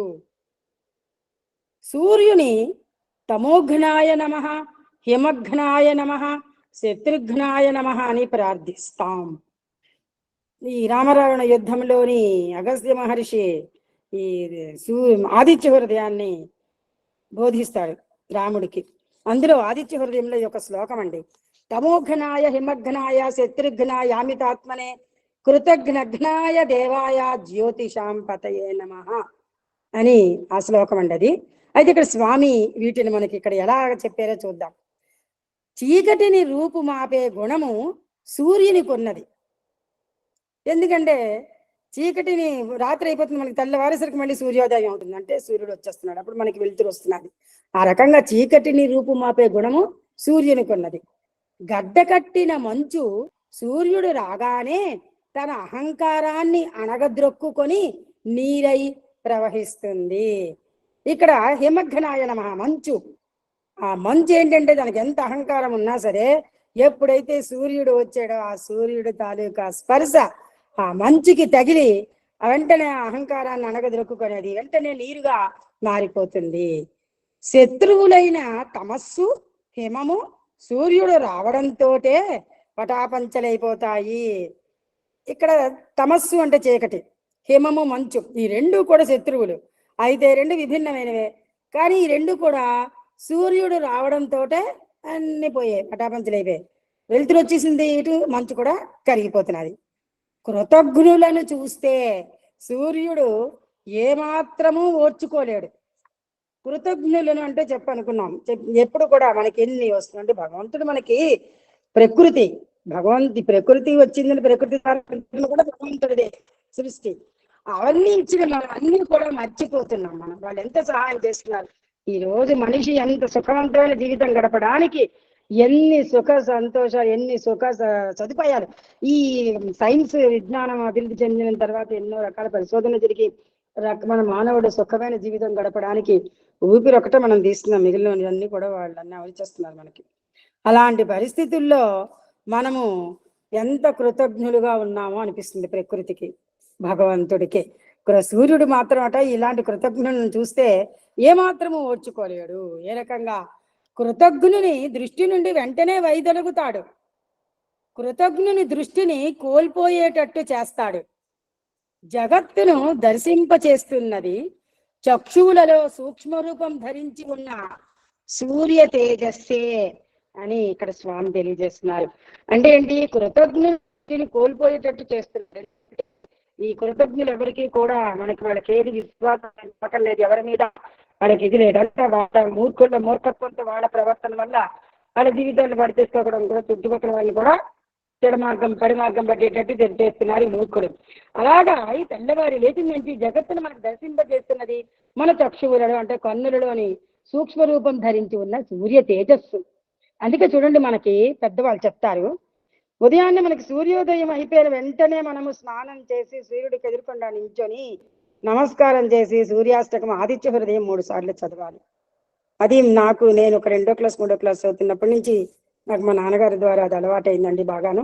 నేను ఆయన చేసేవారు అక్కడ ఆదిత్య హృదయం లేకపోతే ఆయన పక్కన నించోబెట్టేవారు, లేపించుకొని అలాంటి వల్ల ఈ రోజు వరకు నేను ఆదిత్య హృదయం మాఘమాసంలోని ఆదివారాలు అయితే 9 సార్లు చదువుతాను. ఆదివారం సూర్యుడికి ఎదుర్కొండా నించొని అలాంటి ప్రాక్టీస్లన్నీ మనం కూడా చెయ్యాలని. ఎందుకంటే సూర్యుని నుండి మనకు వచ్చే శక్తి అండి, అనంతమైన శక్తి మన శరీరంలో మనకి ప్రవేశిస్తుంది. తర్వాత ఒకసారి మకర సంక్రమణం సందర్భం వచ్చినప్పుడు స్వామి సూర్య సంక్రాంతి గురించి చెప్తున్నప్పుడు స్వామి ఒక సందర్భంలో చిన్న విషయం చెప్పారండి, అది ఒకసారి మీకు తెలియచేస్తున్నాను. సూర్యుడు గురించి. సూర్యుడు నిస్వార్థపరుడు కావున మానవుడు కూడా నిస్వార్థపరులుగా తయారు కావాలని చెప్పారండి ఇక్కడ ఈ సంక్రాంతి నాడు స్వామి ఇచ్చే డిస్కోర్స్లో అన్నమాట. ఎలాగంటే సూర్యుడు నిస్వార్థపరుడు, అతనిది సమానత్వంతో కూడిన హృదయం, అందరి యందు ఏకత్వము వహించే భావము. అసలు సూర్యునికి విశ్రాంతి లేదు, నిర్విరామి సూర్యుడు తన కర్మను ఆచరిస్తుంటాడు. సంక్రమణము మనకు నేర్పే పాఠం ఏమిటంటే సూర్యునితో పాటు మనము కూడా సూర్యుని అడుగుజాడలలో నడవడమే. సూర్యుడు నిస్వార్థపరుడు కనుక మానవులు కూడా నిస్వార్థపరులుగా తయారు కావాలి అని చెప్పారు. ఎలాగా? సూర్యుడు నిరహంకారి, అతనికి అహంకారం లేదు. ఇంత పని చేస్తున్నానని అహంకారం అతనికి ఏ కోసానా లేదు. సూర్యుడే లేకపోతే జీవితమే లేదు. అన్ని విధముల ప్రకృతిని సౌందర్యవంతం చేసేవాడు సూర్యుడు. చూడండి, మనకి ఉదయాన్నే మన ఇంటి దగ్గర కానీ ఎక్కడైనా మొక్కలను వేస్తాం, ఆ మొక్కలు సూర్యకాంతి తగిలేసరికి ఉదయాన్నే మనం లేవగానే కూడా మనం ప్రశాంతంగా ప్రకృతి గాలి ఫ్రెష్ ఆక్సిజన్ వస్తుంది. కాబట్టి ఆ మొక్కల దగ్గర తిరుగుతూ ఉండాలి. మన ఇంటి ముందు మనం కానీ మొక్కలు వేసుకున్నాం అనుకోండి, ఆ మొక్కల దగ్గర కాసేపు తిరిగి ఆ పచ్చగా ఉన్న మొక్కల్ని మనం చూస్తుంటే మన కంటికి ఎంతో ఆరోగ్యమని పెద్దలు చెప్తున్నారు అనమాట. ఆ రకంగా ప్రకృతి కూడా చూడండి, చాలా మంది ఏంటంటే ఈ అడవుల దగ్గర ఇప్పుడు మనం ఈ కొండల మీద హిమాలయ పర్వతాలు అక్కడ ఇక్కడ వెళుతున్నప్పుడు కూడా ఆ ప్రకృతిని చూస్తుంటే ఎంతో బాగుంటుంది అనుకుంటాం. ఇప్పుడు మనకి హిమాలయ పర్వతాల మీద కూడా ఈ మంచు సూర్యకాంతి తగలగానే కరిగి వెళ్ళిపోచ్చేస్తుంటే అలా మనకేంటంటే అక్కడ ఒక వెండి కొండ ఉన్నదా అన్నట్టుగా అనిపిస్తుంది. తర్వాత మొక్కల మీద సూర్యకాంతి పడి ఆ మంచు కరిగిన బిందువులు ఆ చెట్ల మీద పడి ఆ చెట్లు కూడా ప్రకృతి అంతా కూడా ఎంతో అందంగా కనిపిస్తుంది. ఈ రకంగా సౌందర్యవంతం చేస్తున్నాడు ప్రకృతిని సూర్యుడు. సూర్యుని వలననే సమస్త సృష్టి స్థితి లయములు జరుగుతున్నవి. ఇంత బాధ్యతలు వహించిన మూర్ఖునిలో సాయిరామ్, ఇంత బాధ్యతలు వహించిన సూర్యునిలో అహంకారం ఏమాత్రము కనిపించదు అని చెప్పారు ఇక్కడ. మళ్ళీ అల్ప బుద్ధులతో అల్పపు పనులు చేసే వ్యక్తులకే ఇట్టి అహంకారము ఉంటుందని చెప్పారు. మన దగ్గర పెద్దవాళ్ళు తెలుగులో సామెత, తెలుగు ప్రాంతాల్లో సామెత చెప్తుంటారు, అన్నీ వడ్డించిన ఆకు అణిగి మణిగి ఉంటుంది, ఏమీ వడ్డించిన ఆకు ఎగిరెగిరి పడుతుందటని. నిండుకుండా తొణుకుతుందా? తొణకదు. ఖాళీగా ఉండే పాత్రలే తొణుకుతాయి. కనుక పూర్ణుడైన సూర్యునందు ఇట్టి అల్పభావములు ఏమాత్రము కనిపించవు, ఇట్టి భావములు ఏవి లేవు. కనుక సూర్యుని వలె ప్రతి మానవుడు కూడా నిరహంకారిగా తయారు కావాలి అని మనకి స్వామి సందర్భంలోని చెప్పారండి. ఇక్కడ కూడా స్వామి ఇంకొక శ్లోకం చెప్పారు ఆ సందర్భంలోనే.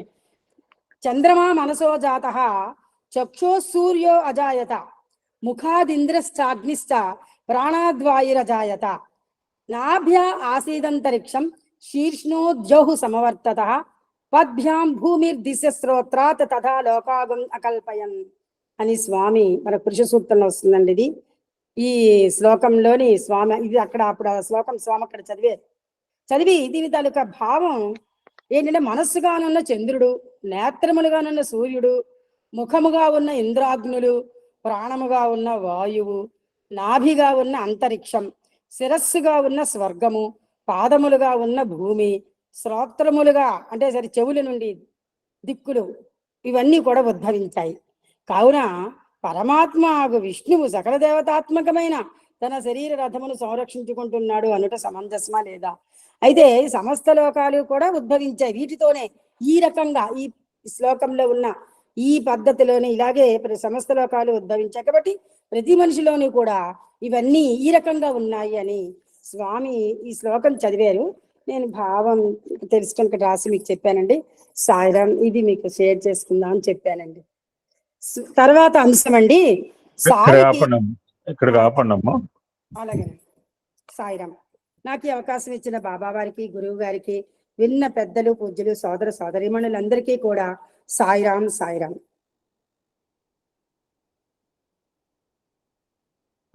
సాయిరాం అండి. మా సోదరమణి ఎటువంటి పరిస్థితుల్లో చదివిందో మీకు ఎవరికి తెలియదు. తెలిస్తే ఒకళ్ళిద్దరు తెలిసి ఉండొచ్చు. ఎందుకంటే ఇక్కడ ప్రత్యక్షంగా లేదు కదా, అంత పరోక్షం అయ్యేటప్పటికి you don't know what is the reality. I know the reality. 3వ తారీఖు నుంచి ఇవాళ 22వ తారీఖు, 19 రోజులు ఎదురుగా వారికి భర్త ఉన్నారు. ఆయనకి she had major surgery, 5 hours చాలా పెద్ద సర్జరీ అయింది. 10 రోజులు హాస్పిటల్లో ఉన్నారు. ఇంటికి వచ్చారు, మళ్ళా నిన్న చెకప్కి వెళ్ళారు. ఆయనకి ఇంకా శరీరంలో ట్యూబ్స్ కూడా తీయాల. ఆహారం తీసుకోవట్లా. ఆహారం ద్రవ రూపంలో, గొట్టం రూపంలో. అటువంటి పరిస్థితుల్లో సత్సంగం చెప్తారని అడిగితే ఏమంటారండి? ఎవరు చెప్పాడండి, నేను చెప్తున్నా, ఖచ్చితంగా చెప్తున్నా. Nobody will come forward do సత్సంగం అండి. ఎదురుగానే ఉన్నట్టు ఆవిడకి, మా పద్మావతికి ఎదురుగా భర్త విజయ్ కుమార్. ఆయనకు గొట్టాలు ఉన్నాయి, ఇంకా ఆ గొట్టంలోంచే ఇంకా ఆహారం పోస్తుంది ద్రవ రూపంలో. You are committed Padmavati, you are committed. Your couple are both are committed. ఏదో నువ్వు నాకు మంచిగా 2 రోజులు ఆతిథ్యం ఇచ్చావు, ఏసీ రూమ్ లో కూర్చోబెట్టావు, ఏసీ మంచి తిండి పెట్టావు, 4 తీర్థయాత్రలు తిప్పావు అని చెప్పట్లా. నీ ముఖస్థితికి చెప్పట్లా.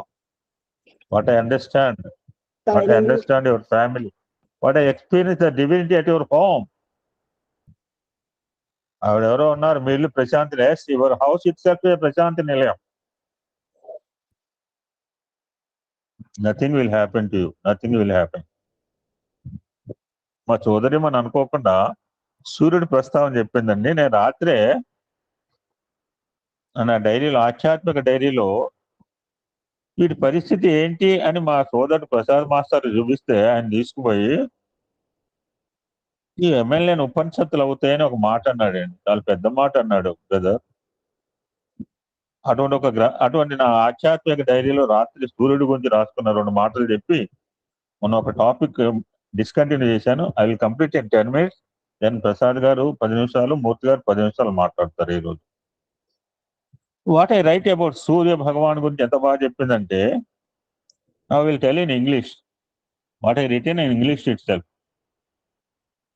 The earliest of finds of the seekers was that the sun was the most important factor in determining the daily lives of people and providing the basic requirement for living. ఆయన 4 రోజులు స్ట్రైక్ చేస్తే మనం ఎలా ఉంటాం? పాప ఆయన strike చేయట్లేదు. ఆయన గరావు జీతాల గురించి అడగడు, జీతం పెంచమన్నాడు, బోనస్ ఏమన్నాడు. Life could be impossible without the sun for human beings, birds, human beings, beasts, not only humans, beasts also, birds and plants. The sun was regarded as the source of all energy and responsible for the birth, for growth and the destruction of సృష్టి స్థితి లయకారకుడు సూర్య భగవానుడు, ప్రత్యక్ష పరమాత్మ. సూర్య నమస్కారాలు, is my representative అని రుద్రుడు ఎందుకన్నాడు ఉత్తగంలా? Is my representative అని జ్యోతి స్వరూపుడు ఎందుకు ఆయన పెట్టాడు. The sun regarded as the source for all energy for responsible for birth, growth and destruction of all things in creation.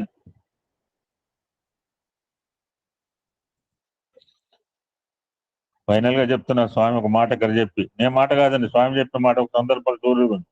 It was for this reason, పైన చెప్పిన 10 లైన్ల ఆధారంగా, పైన చెప్పిన 10 లైన్ల ప్రామాణికంగా, it was for this reason that the sage Vishwamitra glorified the sun god Savitur in the Gayatri mantra. Tat Savitur Varenyam Bhargo Devasya Dhimahi Dhiyo. Gayatri మంత్రంలో ఏం పెట్టి ఏ దేవతను పెట్టాడండి? సవితుర్ is nothing but sun god, Surya భగవానుడు. ఇది రాత్రి నేను కాకతాళీయంగా నా యొక్క ఆధ్యాత్మిక డైరీలో సూర్య భగవాను గురించి రాసుకున్న మాటలండి. మా సోదరి సూర్యుడు అనగానే పక్క రూమ్కి వెళ్ళి ఆ కుర్చీలో మా సోదరుడు నేను కూర్చున్నాడు అనమాట. నీ ఇటు పక్క కూర్చుంటే అటు పక్కన పుస్తకాలు పెట్టుకుంటావు బ్రదర్, నువ్వు కూర్చున్న కుర్చీలో. మొన్న ఒక చిన్న అంశాన్ని మధ్యలో ఆపేశాము. I can conclude in 10, then both will speak. 10 నిమిషాల్లో ముగిస్తాను. I don't want to drag it. మొన్న ఎక్కడ ఆపాను అంటే, ఇప్పుడు పద్మా భయ్యన నేను క్వశ్చన్ వేస్తాను, ఆన్సర్ చెప్పాలా? గట్టిగా చెప్పు. ఈరోజు సాయిరామ్ మ్యూట్ బ్రదర్. సాయిరామ్ ఒక్క 10 నిమిషాల తర్వాత మాట్లాడు. సరే. I will conclude the subject last pending. Padma భయ్యనా ఈరోజు ఏ డేట్?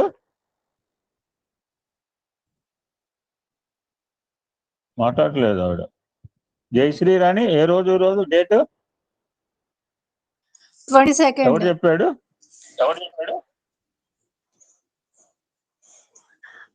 సిద్ధాంత్ చెప్పారని మనం చెప్తున్నాం sir.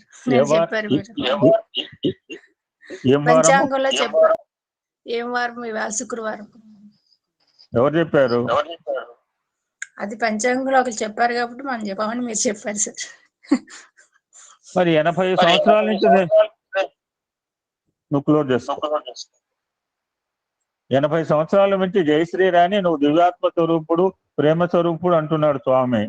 Why you are not believing? వాడెవరు సిద్ధాంతి చెప్పాడని చెప్పి 22 అంటున్నావు, సిద్ధాంతి చెప్పాడంటే గురువారం అంటున్నాం చెప్తున్నావు. 80 సంవత్సరాల అవతార కార్యక్రమంలో జయశ్రీ రాణి నువ్వు జయశ్రీ రాణి కాదు, నువ్వు దివ్యాత్మ స్వరూపురాలివి, ఆత్మస్వరూపురాలి, ప్రేమ స్వరూపురాలు స్వామి సంబోధిస్తే వై మనం ఎందుకు నమ్మట్లేదు అన్న సబ్జెక్ట్ దగ్గర లాస్ట్ సత్సంగం ఆపేశాను. కారణం ఏంటంటే మనం మోహంలో మనోటి అనువేగా జయశ్రీ రాణి అందరం ఇక్కడ ఆపాను. I can continue the topic in 10 minutes conclude. Swami పిల్లలు చెప్పిన మాటలండి ఇవి. ఒక చిన్న ఉదాహరణ అంటూ స్వామి నాకు అర్థం కాలేదు అంటే స్వామి ఎగ్జాంపుల్ చెప్తున్నారు. చిన్న ఎగ్జాంపుల్లో మనకి తెలియని విషయాలు చెప్తారు. ఇది నేను చాలా పర్యాయాలు ఎడ్యుకేట్ టాపిక్ గురించి చాలా సత్సంగాలు చెప్పానండి. ఆ ఎడ్యుకేట్ చెప్పినప్పుడల్లా ఎవడైతే ఎనీబడి ఎడ్యుకేట్ అనే మాట చెప్పినప్పుడు ఎగ్జాంపుల్ చెప్పవలసిందే. ఒక చిన్న ఉదాహరణ అన్నారు స్వామి. ఏంటది? 9 చాలా బలమైనది. అది చేవైన కర్రెనైనా తొలిచి అందులోకి ప్రవేశించగలదు. అట్టి బలమైన 9 పుష్పంలో ప్రవేశించినప్పుడు ఆ మకరందంలో మునిగిపోయి తన శక్తిని తాను మర్చిపోతుంది. అందుచేత ఆ పుష్పము ముకిలించుకున్నప్పుడు దాని రేకులను చీల్చుకొని తాను బయటికి రాలేక ప్రాణాలు వదులుతుంది. What is the reason? దీని కారణం ఏమిటి? ఎంతో శక్తి కలిగిన 9 ఆ పుష్పంలోని మకరందం అనే మోహంలో మునిగి తన శక్తిని తాను మర్చిపోవటమే. జస్ట్ లైక్ దట్, అదే విధముగా మానవుడు ఈ జగత్తునందు సంసారం అనే మోహంలో మునిగిపోయి అహం బ్రహ్మాస్మి అనే శక్తిని మర్చిపోయి పండితుడు అవుతున్నాడు అని స్వామి నేనంటాను లేదండి, స్వామి సత్సంగం ఇది. నా మాటలు ఏముండవు. భయభ్రాంతులకు గురి అవుతున్నాడు కనుక మానవుని దుఃఖానికి అతని వాంఛలే కారణము, వేరెవ్వరూ దీనికి కర్త కాదు. కాస్త ముందుకు తీసుకెళ్తున్నారు స్వామి.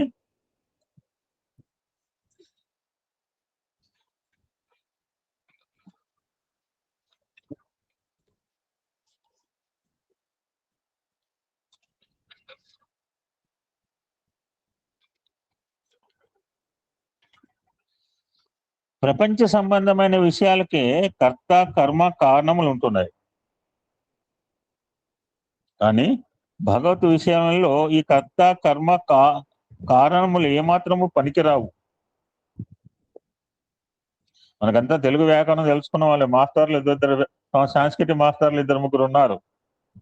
సో వాళ్ళు కాకపోతే మనం కూడా తెలుగులో ఈ యొక్క గ్రామర్ రాసి మార్కులు కొట్టిన వాళ్ళమే. స్వామి చాలా బాగా చెప్తున్నారు, చమత్కారంగా. పిల్లలు కదా అలానే చెప్తారు. వ్యాకరణంలో ఇంగ్లీష్ లో చెప్తుంటాము, రామా కిల్లి రావణ అని చాలా బాగా చెప్తుంటాం అనమాట. రామా కిల్లి రావణ, రాముడు ఒక కుక్క. స్వామి ఏం చెప్తున్నారంటే వ్యాకరణంలో కర్త కర్మ క్రియ అని అంటారు కదా, రాముడు ఒక కుక్కను కొట్టినాడు అనే వాక్యంలో కర్త కర్మ క్రియ 3 ఉంటున్నాయి. కర్త లేకుండా కుక్కను కొట్టినాడు అంటే ఎవరు అని క్వశ్చన్ వస్తుంది. క్రియ లేకుండా రాముడు కుక్కను అంటే ఏమి చేశాడు అని క్వశ్చన్ వస్తుంది. అట్లే రాముడు కొట్టినాడు అంటే ఎవరినైనా క్వశ్చన్ వస్తుంది. కనుక ఈ ప్రాపంచిక వ్యవహారాల్లో కర్త కర్మ క్రియ 3 చేరాలి. అని ఇది దైవోత్తమునికి ఏమాత్రం వర్తించదు. దైవమే కర్త, దైవమే కర్మ, దైవమే కారణం. The union of the 3 is nothing but దైవం. ఈ 3 యొక్క తత్వమే దైవము. ఈ సృష్టి, ఈ ద జనరేటర్, ఈ ద ఆర్గనైజర్, ఈ ద డిస్ట్రాయర్ ఇట్ సెల్ఫ్. అతనేందు 3 విచారించుటకు ఎవరికి అధికారం లేదు. భగవంతుడు ఎందుకు ఇట్లా చేస్తున్నాడు అని కొంతమంది భావిస్తుంటాడు. ఆ కారణం ఏమిటో నీకేం తెలుసు? దాన్ని తెలుసుకునే అధికారం నీకు లేదు. ఎందుకనగా నీ పాత వాసనలు పురస్కరించినే భగవంతుడు కర్మలు ఆచరిస్తుంటాడు. నిన్ను ఏ విధమైన మంచి మార్గంలో ప్రవేశింప చేయటానికి భగవంతుడు ఈ కర్మలను ఆచరిస్తున్నాడో అది నీకేం తెలుసు? స్వామి వెయిట్ అన్నారు. ఎప్పుడు వెయిటే అంటుంటారు. వాళ్ళ వైపు పోతుంటాడు, మన వైపు రాడు. మనమే అనుకున్నాం చాలాసార్లు. నీ వైపు రాకపోవడం కారణం నీకేంది, నీకు తెలియదు, ఆయనకి తెలుసు.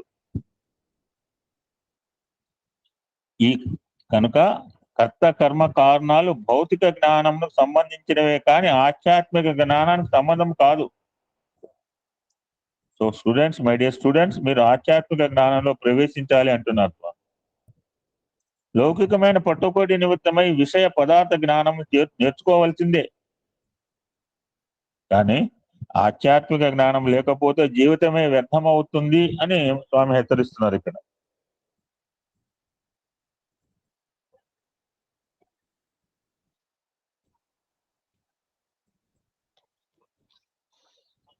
Swami is concluding the topic. కర్మనేవాధికారిస్తుంటే స్వామి చాలా బాగా చెప్తారు అర్థం. ఈ ప్రపంచంలో ఎవరికి ఎట్టి అధికారం, నిన్న సార్ చెప్పారు, యత్న ప్రయత్నములు మన రిజల్ట్ ఓరియంటెడ్ గా ఉండకూడదు. ఓంకారం చేయమన్నా చేస్తే ఏమొస్తుంది సార్? సత్సంగం వెళ్ళమన్నా వచ్చాను, ఏమొచ్చింది నాకు? ఓంశీసారం రాయమన్నారు, 205 రాశాను, వాట్ ఇస్ రిజల్ట్? ఈ ప్రపంచంలో ఎవ్వరికి ఎట్టి అధికారము లేదు. నాకు అధికారం ఉన్నది అని అహంకారం పడటం కేవలము మానసిక వికారమే. ఈ మనో వికారముల చేతనే మానవుడు తన ఆకార తత్వాన్ని విస్మరిస్తున్నాడు. కర్తవ్యాన్ని నిర్వర్తించడమే నీకు అధికారం. అదే నీ నిజమైన యోగము. సేవా యోగం అన్నారు, కర్మ యోగం అన్నారు.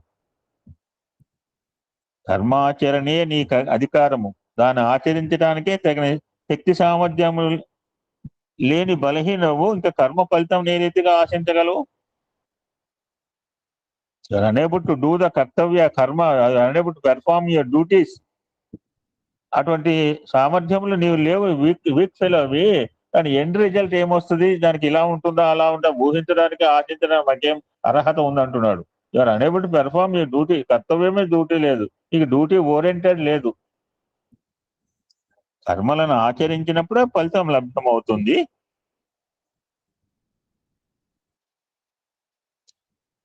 తట్టలోని పదార్థం పొట్టలోకి చేరాలంటే నోటికి చేతికి పని పెట్టాలి కదా. అట్లు కాకుండా నాకు అన్నం తినే అధికారం ఉన్నది అని ధీమాతో తట్టలోని పదార్థం పేరు చదువుతుంటే పొట్ట నిండుతుందా? కాదు. తట్టలోని పొట్టలోనికి పంపడానికి భగవంతుడు నీకు నోరు చెయ్యి ఇచ్చాడు. వాటికి తగిన పని పెట్టు. ఇట్స్ యువర్ డ్యూటీ, నీ కర్తవ్యం.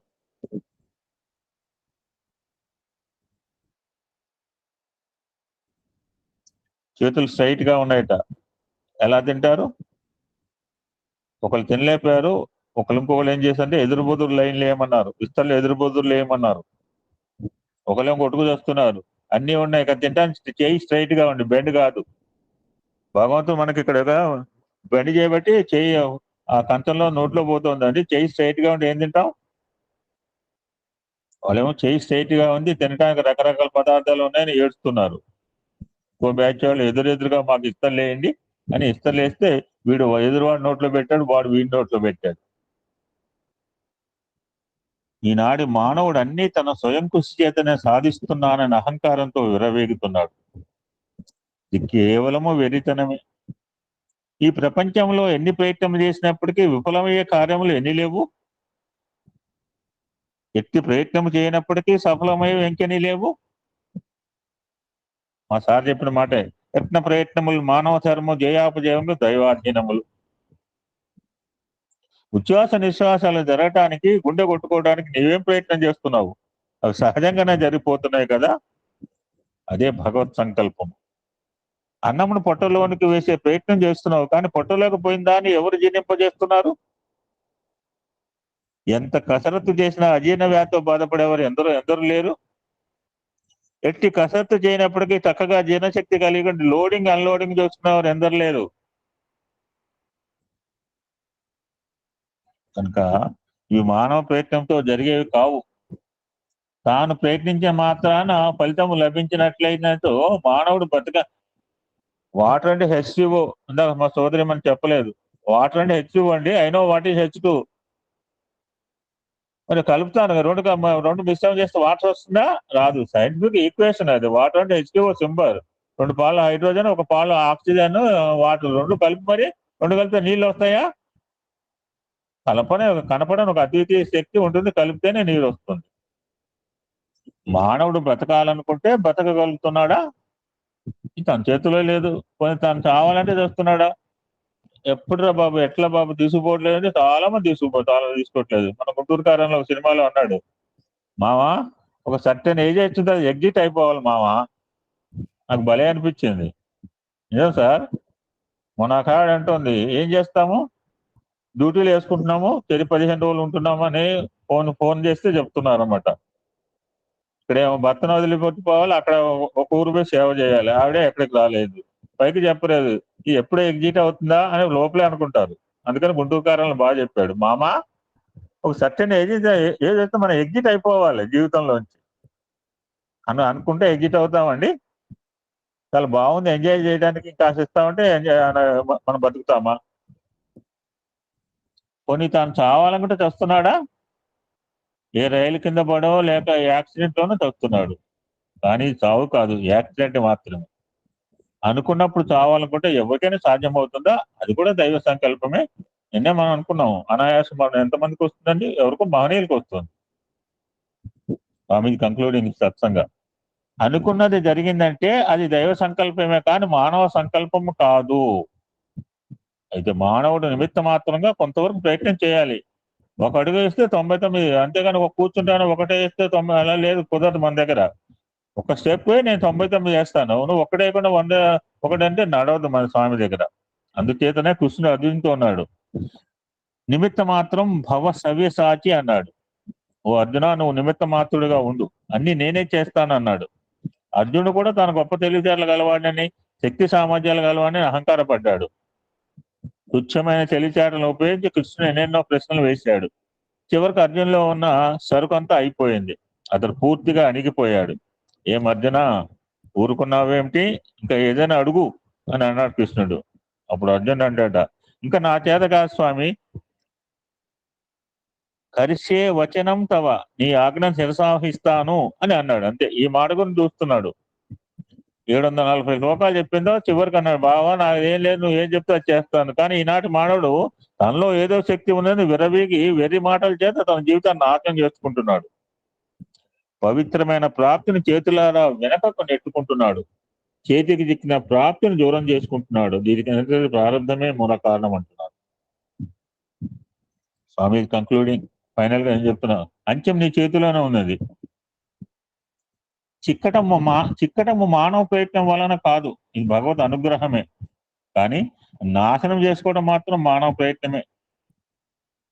ఏదో కారణం స్వామి ఫోల్డ్లోకి వచ్చామండి, దాన్ని మార్గాన్ని ఎంత సుగమం చేసుకోవాలండి. ఏదో పర్సనల్ డిఫరెన్సెస్ పెట్టుకుని ఆయన ఏదో అని చెప్పి సత్సంగాలు మానేయటం, ఆయన ఏదో గుడికి మనకేమవుతుంది, ఆయనకేం కాదు, స్వామికి ఏం కాదు. You're the loser. దీన్ని ఎవరు విచారించి చెప్పలేరు. ఒక చిన్న ఉదాహరణ చెప్తున్నారండి. ఒక పెసర గింజ ఉంటున్నది, అది ఎప్పుడు పుట్టింది, దాని తండ్రి ఎవరు, తాత ఎవరు, ముత్తాత ఎవరు అనే విషయాలు చెప్పడానికి వీలు కాదు. దాని పుట్టుపూర్వోత్తరాలు ఎవరు విచారించలేదు. కానీ దాని అంచెం మన చేతిలో ఉంటున్నది. ఏమిటది? ఆ పెసర గింజను నోట్లో వేసుకుంటే అది అంతమైపోతుంది. అనగా దాని పుట్టుకను ఎవరు చెప్పలేరు, కానీ దాని అంచెం మన చేతిలో ఉంటున్నది. దానికోసమే భగవంతుడు సరి అయిన ప్రయత్నాలు చేయమన్నాడు. కనుక పునరపి జననం గురించి నీవు ఏమాత్రం యోచన లేదు. మానవ జన్మ లభించింది మరు జన్మ గురించి, మరు జన్మ లేకుండా చేసుకోవడానికి అదండి ఇప్పుడు చెప్పింది. చాలా ఉత్కృష్టమైన జన్మ మానవ జన్మ. ఇప్పుడు కూడా లభించి నేను సరిగా ఎంజాయ్ లేదు స్వామి, ఇంకొక లైఫ్ ఇస్తావా అంటే నథింగ్ డూయింగ్. మళ్ళీ మంచిగానే పుట్టే అవకాశం లేదు. అది నీ చేతిలో లేదు. కానీ అంచెం మాత్రం పవిత్రమైనదిగా ఉండటానికి తగ్గ ప్రయత్నం చేయి, అదే సాధన అంటున్నారు. వాట్స్ మెంట్ బై సాధన? ఈ స్వామి కంక్లూడ్ ద టాపిక్. అంటే సిస్టమేటిక్ గా బిల్డింగ్ చేస్తారు సబ్జెక్ట్. దానికి నువ్వు సాధన చేయన్నారు. మరి సాధన అంటే భగవత్ అన్వేషణే సాధన అని అనుకుంటున్నావు. ఇది కేవలము అజ్ఞానమే. అంతర్బహిష్య తత్తర్సి వ్యాప్తన. ఎక్కడ చూసినా ఉన్నవాడిని వదలటం ఎందుకు? కనుక నువ్వు సాధన చేయవలసింది ఏంది? అనాత్మను దూరం చేసుకో, ఆత్మను పెంచుకో, అదే సాధన. అనాత్మ అనగా అశాశ్వతమైనది. అశాశ్వతమైన దాన్ని వదిలిపెట్టే శాశ్వతమైన దక్కుతుంది. కానీ ఈనాటి మానవుని మోహము ఎట్లున్నదంటే అన్నింటినీ అనుభవించాలని భావిస్తున్నాడు. అది చాలా వెరితనం. కొన్ని అనుభవించాలి, కొన్ని విసర్జించాలి. ఒక ఉదాహరణ, ఒక మంచి జాతి మామిడి పళ్ళను నువ్వు డబ్బిచ్చి కొన్నావు. డబ్బు నీదే, కొన్నవాడు నీవే, ఆ పండు కూడా నీదే. కానీ నా డబ్బుతో కొన్నాను కనుక విత్తనం కూడా నాదే అని విత్తనం తింటున్నావా? చూడండి ఎంత సింపుల్ ఎగ్జాంపుల్. లేదు, ఆ విత్తనం విసర్జించాలి, జ్యూస్ను స్వీకరించాలి. అట్లే అనాత్మను విసర్జించాలి, ఆత్మను స్వీకరించాలి. అదే సరి అయిన సాధన. అంతేగాని ఏదో ఆ కార్యక్రమాలు ఈ కార్యక్రమాలు చేయడం ద్వారా టైం వేస్ట్ మాత్రమే అంటున్నారు. ఫైనల్ గా చెప్తున్నారు పిల్లలకి, ఈనాడు నిజంగా ఎవరు జపం చేస్తున్నారు?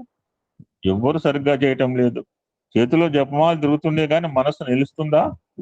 నిన్న మా సోదయమనే ధైర్యంగా చెప్పింది, 5 నిమిషాలు జ్యోద్ధ్యానం చేయలేకపోని. ఆవిడ చెప్పింది మనం చెప్పలేకపోతున్నాం. కొడుకుల గురించో కోడల గురించో ఈ విధంగా ధ్యానం చేస్తుంటుంటారు. అవన్నీ ధ్యానాలా? కాదు. పవిత్రమైన చింతన చేయాలి. ఏ పని చేసినా దైవ భావంతో చేయాలి. విశ్వం విష్ణుమయం అని ఈ జగత్తంతా భగవంతుని స్వరూపమే అని భావించాల. ఆ భావంతో నువ్వు పనిచేస్తే ఆనందాన్ని అనుభవించగలవు. That is the essence of love all and serve అని సార్ చెప్పింది. Help ever and hurt ever అంటే ఇదండి. నువ్వు ప్రత్యేకంగా ఏం చేయగల, ఏం చేసినా ఇది భగవంతుడి పని. నామస్వంతో చేయి, నామస్వంతో జీవించు, ఆయన ఎప్పుడు తలుచుకో, ఆయన రూపాన్ని ఎప్పుడు మనసులో ఉంచుకో. That is the real sadhana. This is one of the message given by Bhagawan to Swami students in the year 1993 అండి. ఓం శాంతి శాంతి శాంతికి. ప్రసాద్ మాస్టర్ గారు మాట్లాడిన తర్వాత మూర్తి గారు మాట్లాడతారు. సాయిరామ్ అండి, అందరికీ సాయిరామ్. సాయిరామ్ బ్రదర్. ఇది నేను ఈ కార్యక్రమంలోకి 3వ రోజు బాబా అనుగ్రహంతో. ఈ 3 రోజుల్లో నాకు వచ్చినటువంటి భావాన్ని పంచుకోవాలి. ఇవాళ జరిగిన సంభాషణను బట్టి కొన్ని విశేషాలు, 3 విశేషాలు. స్కూలుకు వెళ్ళేటువంటి రోజులండి. పుస్తకాలు తీసుకొని నడుచుకుంటూనే వెళ్ళాలి స్కూల్కి. ఆ స్కూల్కి వెళ్ళేటువంటి రోజుల్లో పుస్తకాలు తీసుకొని వెళుతూ వచ్చేటువంటి ఆలోచనలు ఏంటంటే, భగవంతుడు ఎవరు, ఎక్కడుంటాడు, నిరంతరం ఇది ఆలోచన. రోజు స్కూల్కి వెళ్తే ఇది ఆలోచన, ఆయన్ని చూడాలి. అమ్మ చెప్తోంది కృష్ణలీలలు, ఆ నెమలి పింఛం పెట్టుకున్నటువంటి కృష్ణుడిని చూడాలి. భగవంతుడు అంటే అట్లాగే ఉంటాడా? మన ఇంట్లో దోగాడుతుంటే కృష్ణుడు ఎట్లా ఉంటుంది ఈ ఆలోచన. సరే, కాస్త వయస్సు పెరిగింది, కాలేజీలో చేర్చారు. కాలేజీలో చేర్చిన తర్వాత ఆయన్ని కాలేజీకి వెళుతూ అడిగేటువంటిది, నిన్ను చూడాలనుందయ్యా, కాస్త ఒక్కసారి కనపడు, నేను నీ దగ్గరికి వచ్చే శక్తి నాకు లేదు, నువ్వు నా దగ్గరికి రావాల్సిందే కదా అనేటువంటి మాట. అసంతృప్తి, ఆయన చూసేంత వరకు అసంతృప్తి. ఈ రకమైనటువంటి భావాలతోటి విద్యాభ్యాసం మొత్తం వెళ్ళిపోయింది. అయితే అదే ధ్యాస చూడండి. అంటే ఇప్పుడు అనిపిస్తుంటుంది అన్నమాట, ఎంత పిచ్చివాళ్ళలాగా ఆలోచించాను అనిపిస్తుంది. కానీ ఆ మొట్టమొదటి మెట్ట అది కావటమే జీవితంలో 60 సంవత్సరాలు దాటిన తర్వాత ఆయన యొక్క అనుగ్రహం ఎంత మేరకు వచ్చింది అనేది, ఎంత తృప్తినిచ్చిందో చెప్పడానికి వీల్లేదు. సాధనలో ప్రాథమిక దశ ఇది. ఎప్పుడు చల్లారింది అంటే పుట్టపర్తి వెళ్ళి స్వామిని చూసినప్పుడు చల్లారింది. ఎక్కడ చల్లారలేదు. మొదటి దర్శనంలో ఆయన వాస్తవంగా ఆయన ఇచ్చినటువంటి దర్శనం నడిచి వస్తున్నారు. నడిచి వస్తున్నటువంటి స్వామి నాకు మొట్టమొదటిసారిగా భూమి మీద కొంచెం ఎత్తుగా, దాదాపుగా కొంత ఎత్తుగా గాలిలో, మామూలుగా సినిమాల్లో చూపిస్తుంటారే మామూలుగా దేవతలు ఎట్లా గాలిలో వస్తారు అట్లా వస్తున్నారు స్వామి. మొట్టమొదటిగా ఆ రోజున ఎవరో ఒక రాజమాతకు సంబంధించినటువంటి కుటుంబకురాలు వచ్చింది, ఆమెతో మాట్లాడుతున్నారు, చాలా దూరంలో కనిపిస్తున్నారు స్వామి. ఆ కాషాయపు రంగు కానరంగానే నా ముక్కుకు స్వామి విభూతి వాసన వచ్చేసింది. ఆ తర్వాత స్వామి నడిచి వస్తుంటే పై ఎత్తుగా, భూమి మీద చాలా ఎత్తుగా గాలిలో తేలొస్తున్నట్టుగా. అసలు స్వామి ముఖం చూస్తుంటే ముఖం ఒక రకమైన దివ్యత్వమైనటువంటి ప్రకాశం. ఆ తర్వాత పోతే ముఖం నిండా విభూది ఉన్నట్టుగా ఆ రకమైనటువంటి దర్శనం జరిగింది ఆ రోజు. అద్భుతమైనటువంటి తృప్తి.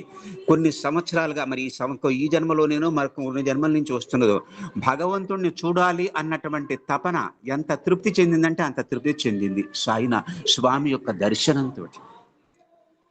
ఈ తర్వాత వచ్చేసరికి ఎప్పుడు నేను చెప్పటమేనా, కాస్త నా చెవులకు కూడా కాస్త కూస్తో పండగ జరగాలి కదా. నేను కూడా ఇంట్లో అమ్మ అనుకుంటుంది, ఎప్పుడు నేను వండి పెట్టటమేనా, నాకు కూడా కాస్త ఎవరైనా వండి పెడితే బాగుంటుంది అనేటువంటి ఆలోచన లాంటిదే ఈ ఆలోచన. ఎక్కడా తృప్తి చెందలేదండి. కొంతమంది మాట్లాడుతుంటే విన్నాను, తృప్తి పడలా నేను, తృప్తి చెందలా. ఇది తెలిసిందే కదా, ఇది తెలిసిందే కదా, ఇది తెలిసిందే కదా. అహం సత్య బోధకులో ఈ 3 రోజుల నుంచి వస్తున్నా నేను. ఈ 3 రోజుల్లో నాకు ఒక విందు భోజనం జరుగుతున్నది ప్రతిరోజు కూడా.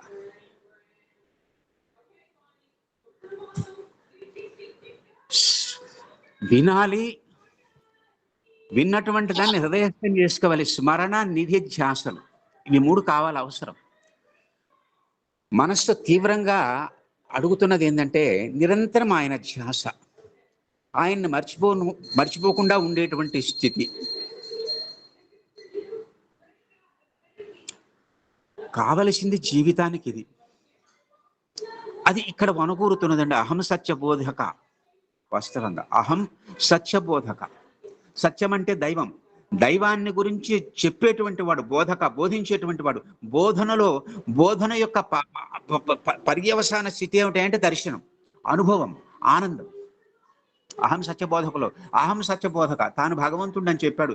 నువ్వు కూడా భగవంతుడేనని తెలుసుకోరా, తత్వమసి అనేటువంటి విశేషం అహం సత్యబోధక. తర్వాత స్టెప్ తత్వమసి, నీవు కూడా భగవంతుడివే. అంటే నీవు భగవంతుడివి. విశ్వవ్యాప్తమైనటువంటి వాసుదేవ సర్వమితి సమహాత్మ సుదుర్లభ వాసుదేవ తత్వాన్ని మనందరికీ అనుభవపూర్వకంగా అనుభవాన్ని ఇవ్వటానికి వచ్చినటువంటి అద్భుతమైనటువంటి తత్వం సత్యసాయి అయితే, ఆ తత్వాన్ని ఇక్కడ అహం సత్యబోధకులో ఏమిటంటే ఎంత ఆనందంగా భోజనం పెడుతున్నారంటే, కొంతమంది భోజనం పెడుతుంటే అద్భుతంగా ఆనందంగా విందన్నమాట. ఈ విందు ఏ విందంటే, ఈ విందు ఎంత ఆకలో, జన్మల నుంచి ఉన్నటువంటి ఆకలి నాకు. పరమాత్మను గురించి తెలుసుకోవాలన్న తపనే ఆకలి. ఆయన అనుభవాన్ని పొందాలి. ఇంకొక విశేషం ఏమిటంటేనండి, ఈశ్వర సర్వభూతానాం హృదయ తిష్టంతి. మా అమ్మ ఇక్కడ లేదు, బెంగళూరులో ఉంది, నేను ఎక్కడనో చెన్నైలో ఉన్నాను. బెంగళూరు నుంచి చెన్నై 6 గంటలో 7 గంటలో పడుతుంది వెళ్ళటానికి. అది కాదు స్థితి. సత్యసాయి ఇక్కడ ఉన్నాడు, నేను ఇక్కడ ఉన్నాను. ఇద్దరం ఒక పక్కనే ఉన్నాం, కానీ ఆయన కనపట్టలేదు, వినపట్టలేదు. నా దేవుడు నా దగ్గర ఉండి నాకు కనిపించడం లేదు, వినిపించడం లేదు. చాలా బాధాకరమైనటువంటి విషయం. అనోరణీయం మహితామహీయం. ప్రపంచంలో చిన్నది తానే, పెద్దది తానే. విశ్వవ్యాప్తమైనటువంటి తత్వం ఇప్పుడు ఇక్కడ ఉన్నాడు. ఇందుగలడు అందులేడని సందేహం వలదు. చక్రి సర్వోపగతుండు. ఎందెందు వెతక చూసిన అంతందే కలడు దానవాక్రనేమిటి. ఇంత దగ్గరగా ఉన్నటువంటి నా స్వామిని నేను చూడటానికి ఇన్ని జన్మలు, ఇన్ని లక్షల సంవత్సరాలు పట్టిందబ్బా. ఆ తపన అహం సత్యబోధకాలోకి వచ్చేసి ఈ 3 రోజుల్లో ఏమిటంటే, నేను ఒక విద్యార్థిలాగా వస్తున్నాను ఇక్కడికి. తెలుసుకోవాలి, నేర్చుకోవాలి. ఏమిటంటే తెలుసుకోవటం, నేర్చుకోవటం, విశేషాలు అవి కొన్ని తెలుసు, అన్ని తెలుసు అంటే మళ్ళీ అహంకారం అవుతుంది. ఇది కావలసింది స్మరణ, నిధి, ధ్యాస. ఈ 3 విశేషాలు అబ్బాలి బాగా. నిరంతరం ఆయనే, ఆ కేశకిరీటిధారి అయినటువంటి స్వామి నెమ్మదిగా నడిచి వస్తున్నట్టుగా, ఇదిగో ఇక్కడే ఉన్నాడు, నా చుట్టూ తిరుగుతున్నాడు, నా పక్కన కూర్చున్నాడు, నాతో కలిసి తింటున్నాడు, ఆయనతో కలిసి నేను తింటున్నాను, ఆయనతోటే పడుకుంటున్నాను, ఆయనతోటే నడుస్తున్నాను. సర్వం సాయిమయమిదం జగత్. సాయితో ఉంటూ సాయి ఉన్నాడనేటువంటి అనుభవం లేకుండా మనం అజ్ఞానంలోకి పడిపోతున్నాం. ఆ రకమైనటువంటి స్థితి నుంచి విముక్తి కలిగే విధంగా ఉన్నదండి అహం సత్యబోధక. అతి అద్భుతంగా ఉన్నది, చాలా సంతోషం. ఇది పొగడ్త కాదు, నా హృదయం నుంచి వచ్చినటువంటి విశేషం. చాలా ఒక మాటలో చెప్పాలంటే, నన్ను బ్రదర్ అని పిలిచాడు మన ఎమ్మెల్యన్ గారు, తర్వాత కోటేశ్వరరావు గారు. మీరందరూ కూడా నాకు తోబుట్టువులే. మనందరం కూడా ఏమిటంటే మాతాచ పార్వతీదేవి, మాతాచ సత్యసాయి, పితాచ సత్యసాయి, గురువుశ్చ సత్యసాయి, బంధుశ్చ సత్యసాయి. సర్వం సత్యసాయం, సర్వం సత్యసాయమిదం జగత్. ఇది ఈ విశేషాన్ని ఇచ్చారు కాబట్టి కృతజ్ఞతలు చెబితే మళ్ళీ అందరూ దూరం అయిపోతారు, పరాయి వాళ్ళు అయిపోతారు. కాబట్టి కృతజ్ఞతలు చెప్పలేను, కానీ ఇది ఒక స్వామి ఇచ్చినటువంటి వరం, ఒక దివ్య అనుభవం, దివ్య విభూతి. నా జీవితంలో ఈ తపస్సు చేసేటువంటి రోజులు, ఒక తపస్సును ప్రసాదించారా అనేటువంటి ఆనందంతో ఈ ఆనందాన్ని మీ అందరితో కలిసి పంచుకున్నాను. చాలా సంతోషంగా ఉంది. సాయిరాం, సాయిరాం, సాయిరాం, సాయిరాం అండి అందరికీ.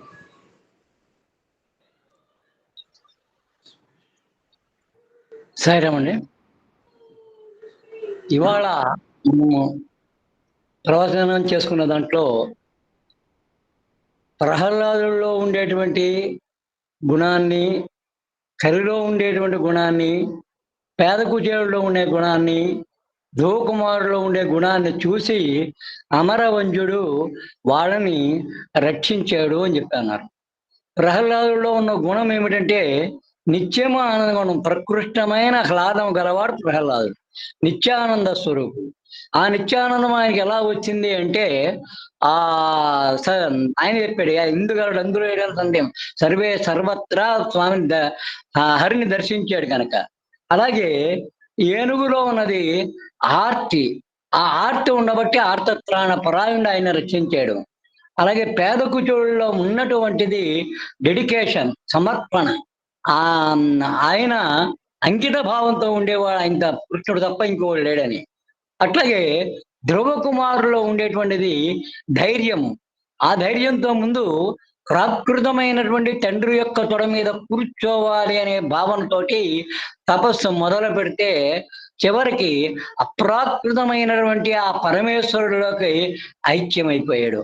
ఇందాక మనము యత్న ప్రయత్నములు మానవ ధర్మము అని ఇందాక చెప్తున్నారు సరే. యత్నము అంటే ఆ ధ్రువ కుమారుడు తపస్సు కూర్చోవటము, ప్రయత్నము అంటే ప్రకృష్టమైనటువంటి యత్నం అన్నమాట, బ్రహ్మాండమైనటువంటి ప్రయత్నము. యత్నం అనేటువంటి భౌతికమైనటువంటి, ప్రయత్నం అనేటువంటి ఆధ్యాత్మికమైనటువంటిది. ఆ ప్రకృత ఆ యొక్క ప్రాకృతమైనటువంటి తపస్సులో సహజమైనటువంటి కోరికను తీర్చుకోవడం కోసం కూర్చున్న వాడు ఆ యొక్క సాక్షాత్తు స్వామిలో ఐక్యమయ్యాడు. అది ప్రయత్నము అవుతుంది. అందుచేత అటువంటి లక్షణాలు మనలో ఉన్నవాళ్ళు ఎవరైతే ఉంటాయో వాళ్ళందరినీ కూడా రక్షించడానికి వచ్చాను అన్న ఆ భగవానుడు ఏమన్నాడు అంటే, కోరికల మూటని కామము అన్నాడు. 3 స్టేజీల్లో చెప్పాడు ఆయన ఇక్కడ. ఒకటి ప్రాకృతము, రెండవది ఆధ్యాత్మికము, మూడవది జిజ్ఞాసామయమని. ప్రాకృతం అన్నది మనకు అక్కర్లేదు. ఇప్పుడు ఆధ్యాత్మిక దాంట్లో యత్న ప్రయత్నాలు చేస్తున్నాం కనుక ఆధ్యాత్మికము హృదయానందాన్ని చేకూరుస్తుంది కనుక ఆధ్యాత్మిక కార్యక్రమాల దగ్గరికి మనం రావటము, వాటిలో అడుగు పెట్టడము అనేటువంటిది ప్రయత్నం అయితే ఆ ప్రయత్నంతో జిజ్ఞాస, ఇందాక ఆయన చెప్పిన దాంట్లో అదే ఉంది, తెలుసుకోవాలి అనేటువంటి కోరికతో వచ్చాను, నాకేం తెలియదని. ఆ జిజ్ఞాస అనేటువంటిది ఎప్పుడైతే వచ్చిందో ఆ యొక్క ఆధ్యాత్మిక అనేటువంటిది ఆత్మతత్వంగా, అమృతత్వంగా మారిపోతుంది. అంటే ఇందాక మనం చెప్పుకున్న దాంట్లో ఆధ్యాత్మికమైనటువంటి కామం ఏదైతే ఉందో అది ప్రాకృతము. దానిని మనము సరే యత్నమని దానిని జిజ్ఞాసగా మార్చుకున్నప్పుడు అది ప్రయత్నం అయిపోయి ఇందాక చెప్పినట్లుగా సముద్రం యొక్క సాగరంలోని అద్భుతాలని వెల్లడి చేస్తుంది అన్నారు. అలాగే మానవత్వంలోని దివ్యత్వాన్ని గుర్తించడానికి సత్సంగంలో చేరి సన్మార్గంలో ప్రవేశించడానికి కృషి చేయాలి అన్నారు. సత్సంగంలో చేరటము, వచ్చి కూర్చున్నాము, ఆన్ చేసి కూర్చున్నాము, వింటున్నాము, అది కేవలము ప్రయత్నము. సన్మార్గంలో ప్రవేశించడానికి కృషి చేయడం అనేటువంటిది కూర్చోవడం అనేది యత్నము. దివ్యత్వాన్ని కూర్చొని సత్సంగంలో చేరి మనం ఆన్ చేసి కూర్చొని ఉంటున్నాము, అది కేవలము వింటం వరకు కూడా మనం యత్నం చేస్తున్నాము. సన్మార్గంలో ప్రవేశించడానికి ఎప్పుడైతే కృషి చేశామో అది ప్రయత్నం అవుతుంది. అంచేత యత్న ప్రయత్నాలు అనేటువంటి 2 గుణాలు మనలో ఎప్పుడైతే ఉంటాయో ఆయన రక్షంగా ఏ యొక్క లక్షణంతో మన రక్షించడానికి వచ్చాడో ఆ లక్షణాలు, ఈ 2 లక్షణాల ద్వారా మనం ఆయన చేరుకోవడానికి అర్హులు అవుతాము. అందుకని ఆయన ఎందుకు చెప్పాడంటే అంధకారాన్ని పోగొట్టుకోవాలంటే దీపాన్ని వెలిగించుకోవాలి.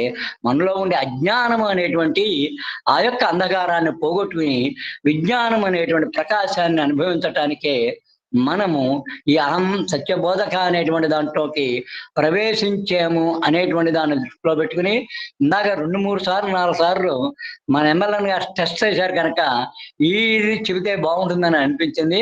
అంచేత ఈ రకంగా చెప్పడం జరిగింది. అంచేత అంధకారాన్ని పోగొట్టుకోవాలి అనే సంకల్పం ఏదైతే ఉందో అది యత్నము. పోగొట్టుకోవటానికి మనము చేసేటువంటి సాధన ఏదైతే ఉంటుందో అది ప్రయత్నము. ఈ ప్రయత్నముల ద్వారా ఆ యొక్క పరమేశ్వరుడు ఎందుకు ఇక్కడికి వచ్చానని చెప్పి అన్నాడు, ఆ ప్రయోజనాన్ని మనము పొందడానికి ప్రయత్నం చేసి ఈ అహం సత్య బోధక అనేటువంటి వేదికని ప్రతి వారు కూడా వినియోగించుకోవాలని, మనమందరూ వినియోగించే శక్తిని, ఆసక్తిని, అనుగ్రహాన్ని ఆ పరమేశ్వరుడు మనకి ఇవ్వాలని చెప్పి సత్యసాయేశ్వరుని మనందరి తరఫున ప్రార్థిస్తూ జై సాయిరాం. ముగించండి. సాయిరాం సార్. ఓం శ్రీ సాయిరాం.